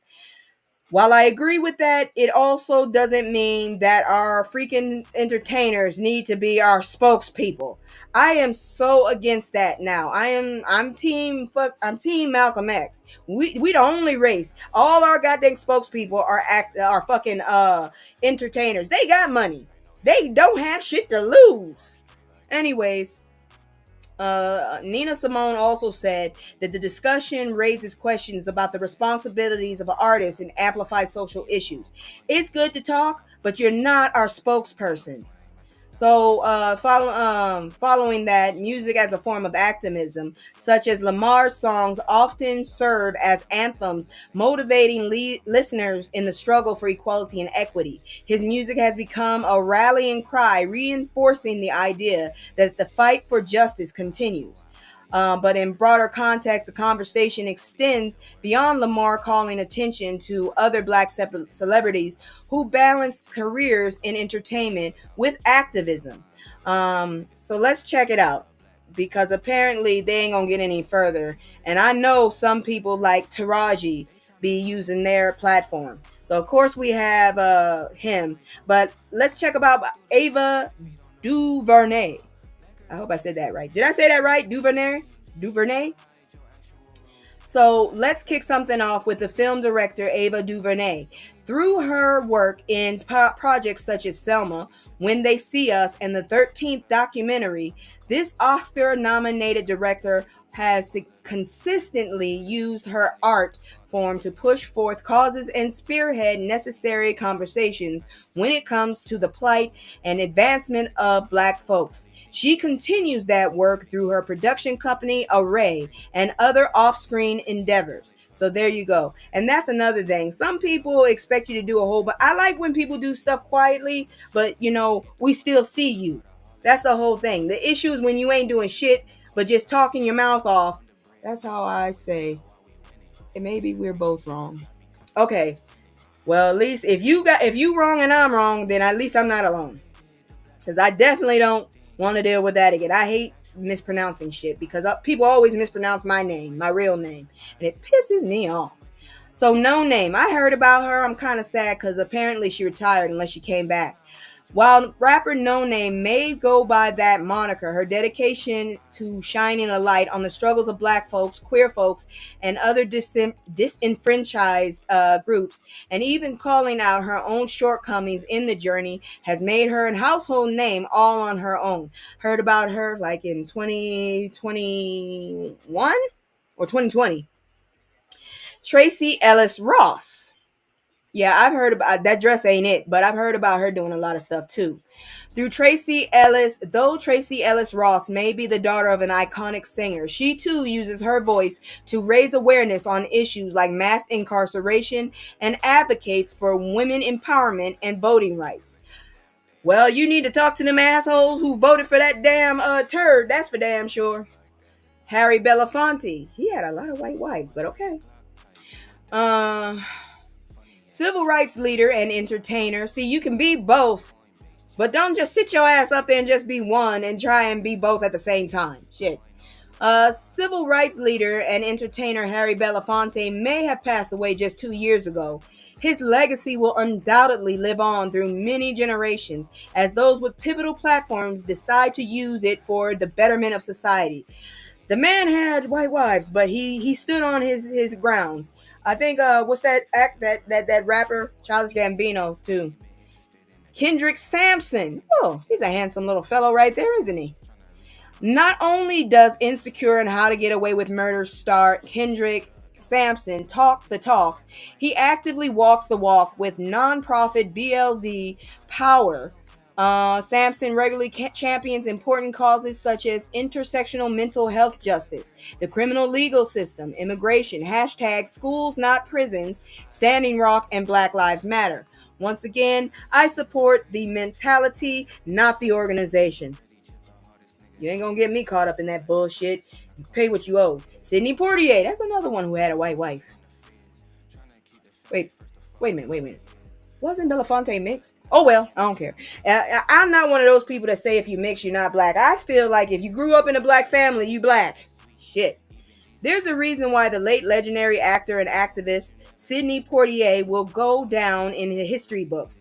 Thanks to his barrier-breaking roles in film and television, the iconic actor often used his platform to amplify messages for the civil rights movement alongside good friend Harry Belafonte. See what I'm saying? Like minds usually run in the same pack. That's what you want to do. If you're attracting people that are like ratchet, maybe you're a little ratchet, so you want to try and attract motherfuckers. Now I don't know how I feel about Jesse Williams because of what he did to his wife, but yeah, he is another activist. I don't know how I feel about this dude, seriously though. If you didn't know, Grey's Anatomy star Jesse Williams was about the activism life. Then his iconic speech at the 2016 BET Awards while receiving its humanitarian award definitely should have clued you in.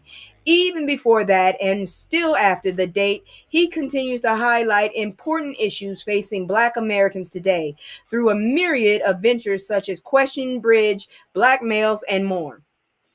I still don't like what he did to his wife. I'm just saying that. I'm not going to sit up here and cake just because your ass do something good. Taraji P. Henson, she's another one that's been screaming about 2025, Project 2025. But damn it, if you don't stop crying. God dang it. Actress Taraji P. Henson is one of our faves for more reasons than one. Not only does she entertain the masses on screen, but off screen. She advocates for better mental health resources for people of color. You have no idea how many times I feel like I could have benefited from that shit had we had it in the 80s. Anyways, she advocates for better mental, I said that, through her Lawrence Henson Foundation, I think that's her son, and better access to education on opportunities through her former work with the White House Initiative on advancing educational equity, excellence, and economic opportunity through historically Black colleges and universities. She's also been outspoken about the pay disparities when it comes to Black women, actors, and actors of color. Whew. Yeah. Look, I don't know what else to say about a whole lot of that. Muhammad Ali, or Cassius Clay, whatever you want to call him. I know he was an activist. That's the thing. The activists back in the day were also like regular people. They were fighting the same fight. Now the goddamn entertainers are above us. They don't feel like, a lot of them, I'm not gonna say all of them, but a lot of them, they're too busy parlaying and clout and all that bullshit. We fighting a fight right now. Late legendary boxing champion Muhammad Ali may float like a butterfly, sting like a bee, but he also knocked down the evils of society as one of the most unashamed and outspoken figures in the civil rights movement. Shoot them for what? Ring a bell. Yeah, we thought so. There you go. That man was not about to back down. He has a very lovely family. He really did. John Legend. Yeah, he's another one, but I ain't heard from him in a while. Whether he's making music to further the cause or giving of his time and resources, singer and activist John Legend continues to play his role when it comes pushing conversation around prison reform, racial inequality, and the fight against injustice. Then I need to see him up there at Capitol Hill right now. I need you to be in the protest. I need you to be speaking, okay? If you want to be an actual activist and speak for us, you need to get your ass up there in front of the cameras and actually say something worthwhile. Don't do it behind. Now is not the time for behind the stage, behind the scenes. Now it's time to be right in our faces, okay? Show us where you are and say what you got to say and stand on it, because we really can't keep up with this. Exactly. When they talk for us the wrong way. They be saying the wrong shit, and they be carrying the wrong. Look, I understand everybody likes Megan Thee Stallion, but her shaking her ass is not the message we really need right now. We need somebody to come up there and play the same fucking game. They talk about we need a competent white man. You ain't got no competent white men in the administration right now. You had one, and you told him he was too old. Good grief. Anyways, Billie Holiday. What a beautiful woman. I only have two words for you that should assure you of the legendary Billie Holiday's determination for the fight for fairness and equal rights in the US. Strange fruit. Oh, I listened to that. If you didn't Nina Simone sing that too? If you don't know the history behind that song, what all it took to record, perform it, and what happened in the aftermath because of it, this Black History Month might be a good time to brush up on that knowledge. So once again, that song is Strange Fruit by Billie Holiday. Y'all go listen to that, please. I highly suggest it. See, these two I really don't like to listen to anyways, because sometimes they get into too much. Yes, they did. Yes, they said it. They said it. They hired a dumbass back. They had fired him in the last administration, brought his dumbass back. They fired him last time he was in their administration for attending a white nationalist thing. Now he's back and he says what America needs are competent white people to lead. That's what white men to lead. I'm like, you got to be kidding me. Because once again, a classmate of J.D. Vance has literally said he was a DEI participant. He got DEI fucking benefits. Now, again, with these two, I really think they should sit down personally. But yeah, not only do couples Gabrielle Union and NBA superstar Dwayne Wade constantly speak up for the rights of LGBT, the mafia folks, they also use their platform to raise awareness for other causes such as women's rights, violence against women, and put an end to it, gun violence, and more. Nah, you ain't gonna get my respect until I see you up there on Capitol Hill saying this shit. If you serious, go to Capitol Hill. I don't want to see you on TV unless you live on Capitol Hill. So you can't take this shit back. Nina Simone, of course. It's all the old school ones. They were strong as fuck. See, the issue is we had like one group. Yeah, exactly. We had one group that were like, they just were trying to play ball with them, and we got our Wall Street burned down. Then we had this group somewhere in the middle, the Xers and the Boomers at the middle. They was ready to fight, but we couldn't get ourselves together because these motherfuckers basically snuck drugs and shit into our community, and we fell apart. Now we got all this anger, but we just don't have the fucking initiative and get over this crab mentality. Because all our fucking celebrities are too busy with the bling bling. I can't believe they put that in the fucking dictionary. When I saw that in the dictionary, I was like, you got to be kidding me. I should have knew then that was the end of times. I should have just moved out the country then. Anyways, Nina Simone. That's a pretty woman. She is. She looked like she tired of the bullshit, though. And I don't think she's wearing a bra. Anyways, with a voice that was equal parts haunting and enthralling, late singer Nina Simone was one of the foremost entertainers in the 60s. I'm going to tell you right now, I boycotted that movie because they were wrong for what they did. Putting goddamn Zoe Salon. No, you should have had somebody like India Arie up in that bitch. Anyways, what'd you say? Basically, it's very disorganized anger. We got disorganized anger, and some of them clear people getting bold and smacking the shit out of our kids. Apparently, this last generation ain't teaching their kids to fight back. Shit, I will not be ran out. Well, I'm not gonna go where I'm not wanted, but at the same time, you ain't gonna bully me. When I do leave, I'm gonna whoop your ass before I leave. Like Denzel said, I'm gonna leave with something. I'm from around the corner. I'm gonna leave with something. With my dignity and your ass, or something. Anyways, with a voice that was equal parts haunting and enthralling, late singer Nina Simone was one of the foremost entertainers in the 60s who were intentional about using their platform to highlight racial injustice, violence against black folks, and the struggle for freedom. Her songs and messages are still used as an underlining force to this day. That's what I mean by a damn activist and a speaker. You want to speak for me? Get your ass in the street with us and do it. Be on the goddamn front line. Don't be sitting there in your cozy place with that big ass, gaudy ass chain around your damn neck with shades inside. I hate when they do that shit. Why you got shades inside? Are you blind? Kerry Washington. She's a lovely woman, but something about her teeth throw me off. Anyways, I can't think of a more visible celeb when it comes to voting and women's rights than scandal and unprisoned star Kerry Washington, Whether she's speaking to Women's March or making TikToks about the right for voting rights, one thing certain, Jack Washington is and has been about that life. That's great, but once again, I need you to be on the streets right now. If I knew where the hell this shit was going on and my life was in order, I'd be out there right now, because I'm telling you right now, I went through a mental growth spurt this past weekend, and I realized that I am in my educated militant phase. And I don't mean those crazy hoteps or anything, because I don't feel like anybody deserves to die. But at the same time, we got to, man up. Honestly, I hate to say it, but the original 40 acres and a mule situation was we would be segregated. We would govern our own. And I hate to say it, but at this point, we kind of might need to do that. We might need to, keep these people out of having no access to us, because that's how we fucked up and got in this situation, letting them have so much access of us after we got free. And I hate to say that. I even had a conversation with my mom. I was like, it really is hard not to become a racist in this time and age with all these bad apples on television. It's not everybody. I know it's not everybody. But those few are the loudest motherfuckers in the room. That's all I got to say. James Baldwin. We all know about James. And if you don't, you need to go check up on him.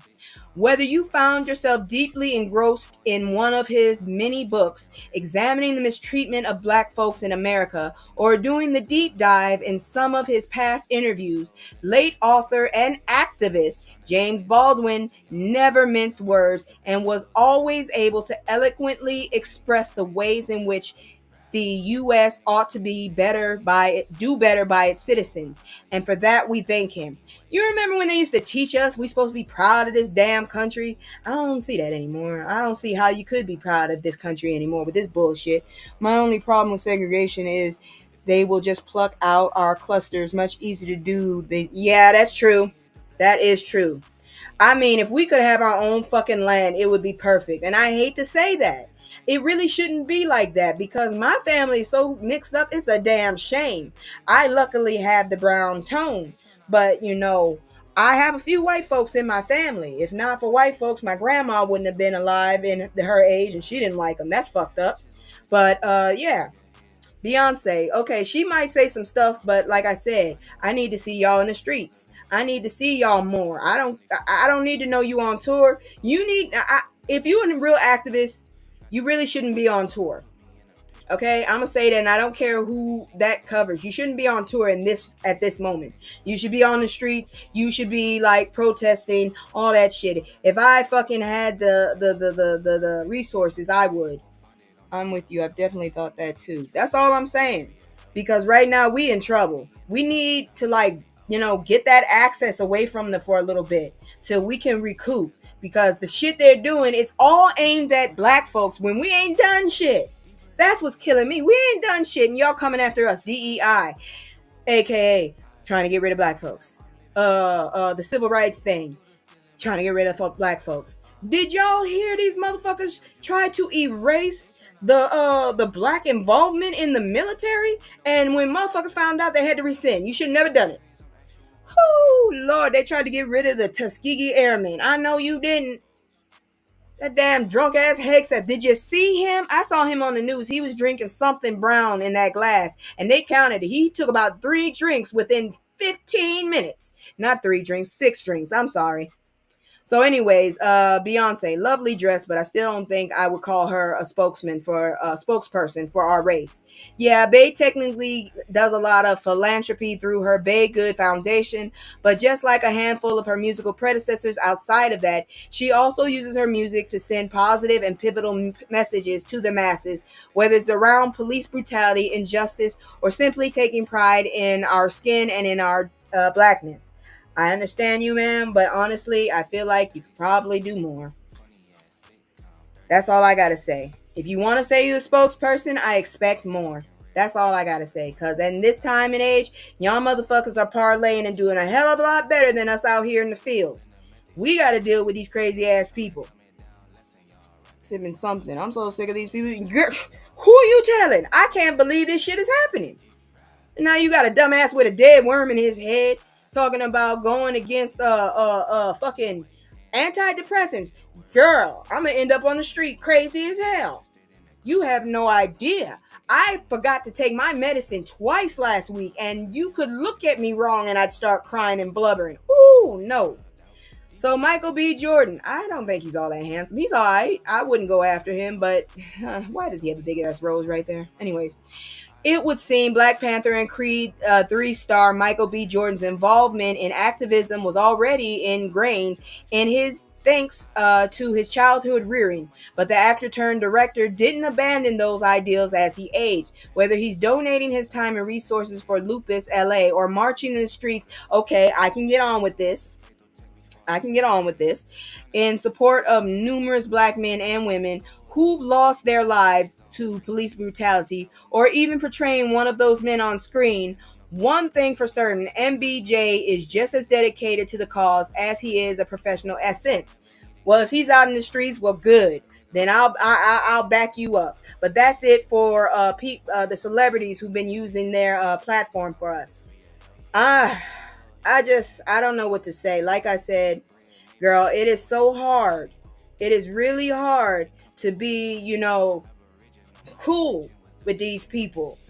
But it's like the more these loudmouths talk, the angrier I get. And I'm kind of trying to remember there are still allies and there are people, because DEI is basically everybody but goddamn straight white men, unfortunately. It's basically everybody but straight white men, because straight white men basically set up the game so nobody else could get any higher. So what does that do? Okay, y'all need to see this picture. I'm gonna go ahead and go to this next story, because y'all need to see this picture right now. God dang, y'all need to see it. Come on, damn it. Really, we doing this? Ain't nobody got time for that. Does this dude in the corner right here not look like a angry Michael Jordan? Not Michael B. Jordan. I mean Michael Jordan, the Air Jordans. He look like Michael Jordan. He really do. But y'all know who I'm about to talk about. I'm about to talk about her baby daddy. And by the way, that damn Elon got 13 baby mamas. No, not 13, but he got 13 kids. And the last one he didn't marry either. And she's 26. Just saying. And she's MAGA. So ASAP Rocky is on trial in Los Angeles for allegedly firing at a former friend, ASAP Relly. How many ASAPs are there? In 2021, Rihanna attended the trial, bringing their two sons, RZA and Riot, to the court. Okay. The jury will begin deliberations after the defense completes its closing arguments and prosecutors provide a rebuttal. Prosecutors Paul, oh my God, there's a P, a R, and a Z there. Prosecutor Paul emphasized a key question: what was it a real force multiplier or was it a fake force multiplier? The prosecution argues Rocky is guilty of 2 felony counts of assault with a semi-automatic firearm. The defense, led by Joe, I ain't saying that last name, Taco Pina, that's what it looks like, contends the weapon was a prop force multiplier that only fired blanks. How is he getting people pregnant? Yes, 13. And the last one is 26 years old. I think he got kids older than her. I wonder what they named that one. Like a Dot? 13 kids. He got more kids than Nick Cannon. This is population pollution. We don't need more Musks running around. We really don't. Send them back where they came from. Is he legal? I think he need to go too. That's the thing. If they get rid of birth citizenship, his ass need to go and his kids go with him. I'm just saying. Just like they're getting rid of brown immigrants, there's some pale immigrants too. You need to get rid of them too. Fair is fair. And stop asking for inclusion if you see all black people, because you got rid of DEI. So we don't need to be inclusive either. I'm just saying. Fair is fair. Anyways, Rocky's defense claims the key prosecution witness, Relly, is a pathological liar who has perjured himself. Shouldn't he be in jail then? Testimonies from Rocky's friends, including ASAP 12, there's 2 Y's in this bitch. support the defense claim that Rocky fired a prop force multiplier to warn Relly. No actual force multiplier was presented as evidence by either side during the trial. Well, if you have no evidence, how the fuck are you supposed to have a trial? That only applies to brown people. Aha. Good point. The prosecution asserts that Rocky intentionally fired a real force multiplier with evidence suggesting that Relly was pew-pewed at during a confrontation. The prosecutor, Paul, I ain't saying that last name, pointed out inconsistencies in the defense's witness and highlighted a lack of credible evidence supporting the claim of a prop force multiplier. Okay, let me stop real quick. Isn't this what they portray their life to be? Danger and crime. So wouldn't you expect, if you talking about this and you claiming this, to expect to see a force multiplier? I'm just wondering. You talk about how you live this life and shit, and then when someone actually comes out with a gun or something, all of a sudden now you want to go to court. I just think it's bullshit, because this is the life y'all fucking was repping. Taco Pina, I hate his name, argued that Relly's injuries were minor and questioned the validity of the claims made by the prosecution. Defense attempted to discredit Relly by suggesting he is motivated by financial gain, as he has sued Rocky for millions. I think he's being a punk bitch, really, because once again, this is what rappers portray. Don't portray it if you're not going to live it. Taco Pina emphasized the consistency and composure of the defense witnesses compared to the prosecution's witness. If convicted, ASAP Rocky could face up to 24 years in prison. Really? Okay. The jury is not privy to the potential sentence during their deliberations. I don't think you're going to go because you got money. And apparently, if you got money, you can get away with anything. That orange turd in office is proof enough.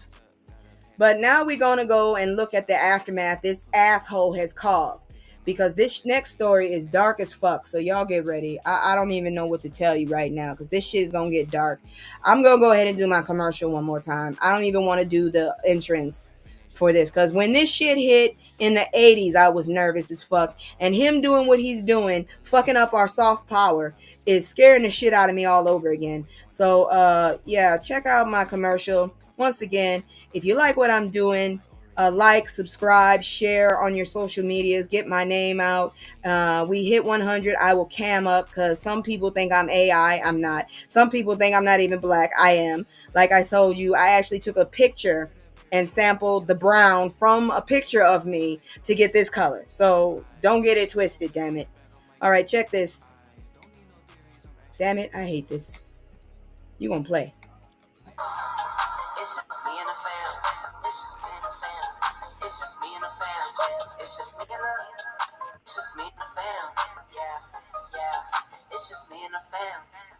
See my little say that's my girl, that's my mascot. No one's go for hours and some hours till we pass out. Stay inside the house, turned up with the racks out. Stay inside the house, turn. All right, I don't think I've mentioned it, but many of people have mentioned it. The U.S. aid is less than 1% of the fucking federal budget. Less than 1%. It helps so many motherfuckers who are hungry, who are scared, who are sick.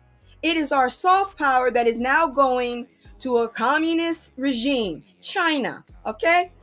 I've been to China. I've seen the communism. You have no choice. You have to go to those meetings. You have to pay those fees. You get tracked. If they fuck up enough, they can't even travel, okay? They lose points.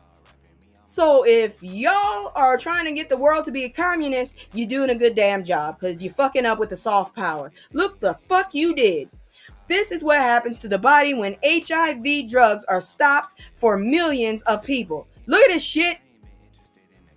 Get on my fucking nerves. This world is going to end. I know it is. And I don't want to be here when it happens. I hope I die before it happens. Seriously. Because I don't want to see demons coming up here. I don't want to see that horror. The Trump administration's foreign aid freeze is disrupting a 20-year system that has saved millions of lives through HIV treatment. President's emergency plan for AIDS relief has been a pivotal in managing HIV, but confusion over its funding and operations is causing chaos in health services. Stopping antiretroviral drugs allows HIV to multiply, leading to potential drug resistance and increased risk of transmission. If treatment is halted, individuals can progress to AIDS, the final stage of HIV infection, within a short period. All right, y'all remember the panorama? Yeah, it can get back over here. So y'all sitting up there worried about, cutting them all out. Some of them can find their way over here spreading it because they didn't get the medication they needed. You didn't think about that, did you ass motherfuckers? Oh, Lord Jesus. Anyways, without treatment, the immune system becomes vulnerable to opportunistic infections such as pneumonia and tuberculosis. And by the way, a lot of these dumbasses are running around following the Drumpf MAGA shit, and a lot of these red states, their vaccination numbers are lowering, and measles are going up. Measles should never in the U.S. be a fatal fucking thing. Okay? I think I'm homeschooling. Fuck this shit. Y'all not killing my babies. The CDC states that individuals with untreated AIDS typically survive for only about 3 years, highlighting the urgency of continuous treatment. They can come back and forth from their country to here several times over before they kick the bucket. Do you know how many people they can actually infect? They could probably, shack up with someone. They could pay someone. We still have sex workers. And if they pay enough, she might go raw. And he or she might not, disclose that they are infected. You got people like that.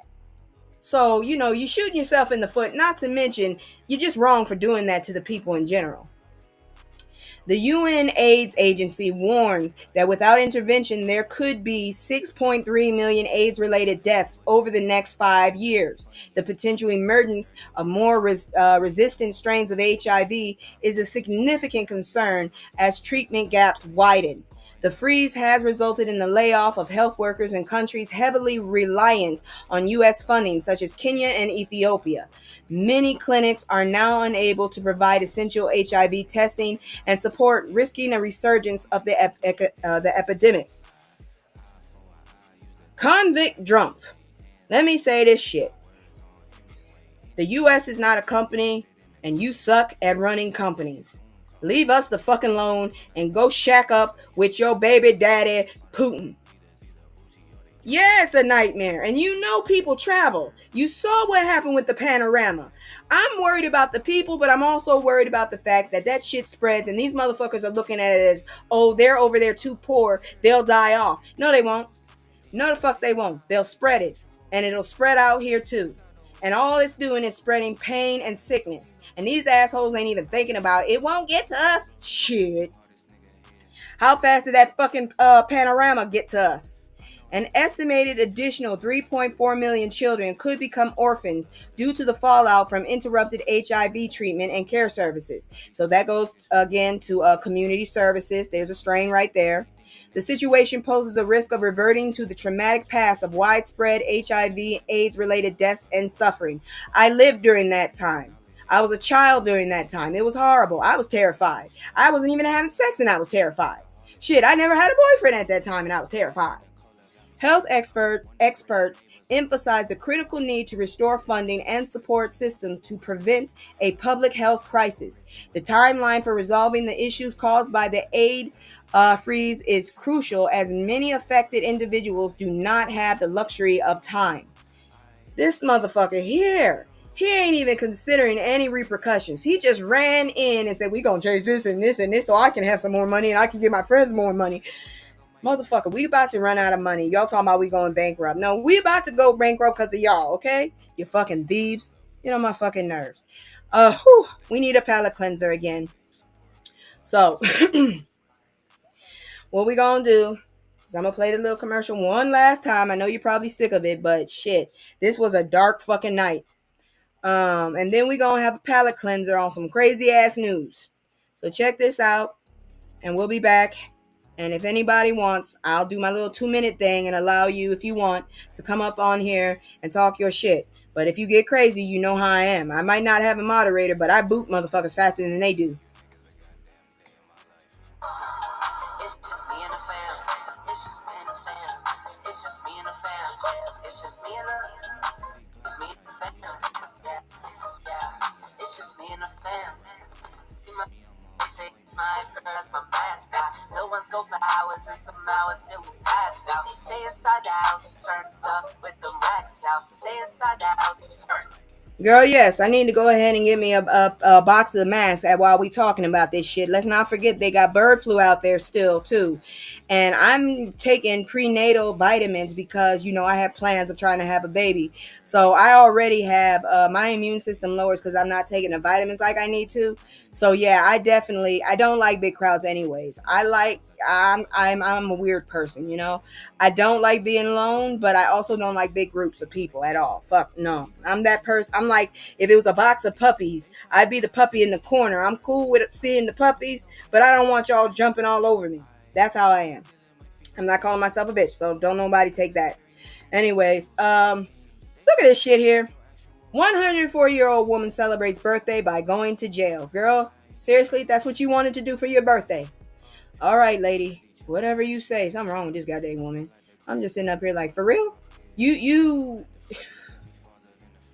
this heifer here, she went to jail for her 104-year birthday. Somebody save me. Save me, please. So, why? So, a New York woman celebrated her 104th birthday by crossing an item off her bucket list, visiting the local jail. That is not even near my bucket list. Livingston County Sheriff's Office said the woman named Loretta told staff at the Avon Nursing Home that she wanted to celebrate her 104th birthday with a visit to the Livingston County Jail. Can you say privileged?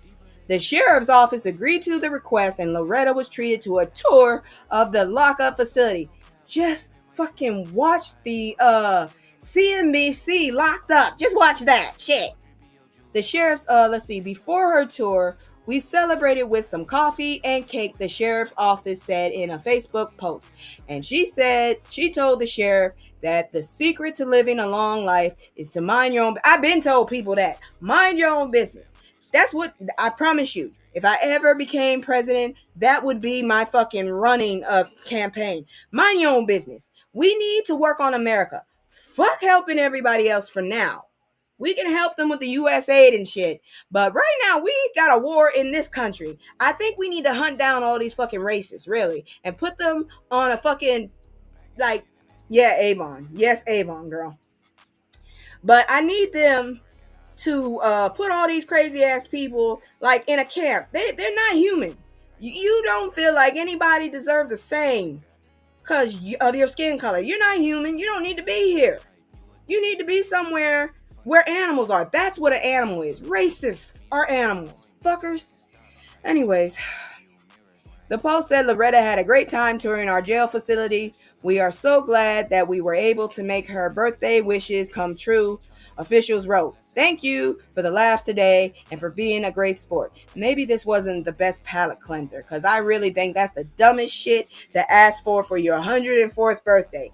I would have wanted to meet like George Clinton and the fucking man. I'm telling you right now, Funkadelic. I would have wanted to see somebody I ain't never seen before. Ask for something better than that, lady, just to see the jail. At least go to a famous jail. But anyways, once again, if y'all weren't around, hold on, before I go that way, it's Discussion Sunday. That's when I do my thing and I allow y'all to come up here and have a discussion with me. Fuck it. I can't find my fucking thing. I usually have it up here. Anyways, and what I usually do is I'll go ahead and put the link right here and I'll give you about 2 minutes. And if nobody's up here, I go and fuck off somewhere. Probably take a shower or something and wash my hair. It's Sunday. I usually do a wash a day. But in the meantime, any questions, any comments or anything, y'all are welcome to talk about it. You come up here, just, like I said, be respectful. Because I had one person come up here and the first thing he said is, "You black people." I blocked his ass so quick he got kicked out so fast. I mean, I kind of was worried already because he was standing next to he was standing next to a microphone. He wasn't sitting comfortably, so it looked like he was already ready to start some shit. You know what I'm saying? So I just kicked his ass out as soon as black started. I kicked his ass out so quick. But anyways, if y'all had missed some of it, I just wanted to once again point out you should probably go look up Black Consumer Advisory. The NAACP has dropped it. It's showing us all the companies that still got DEI's back and all the companies that have pulled back, such as Walmart, Target, Amazon. I'm still trying to figure out because Target and not Target, but Walmart and Amazon have fucked up all the people that trying to get their regular stuff from mom and pop. So a lot of us don't really have any choice but to go there to get the things we need. So we just gonna have to, find a way to boycott them in a different kind of fashion. That's all I can say. Because this can't keep up. This cannot. I'm not gonna sit up here and give you my money when you can't even, support my people. Let's not forget, most black people. What did I say? I forgot. I forget very quickly. What did I say?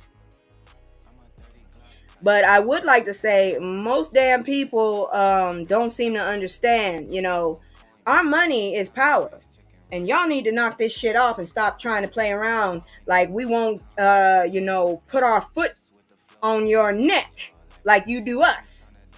Because Target getting hell right now. And I ain't mad about it. All right, that's my... yes.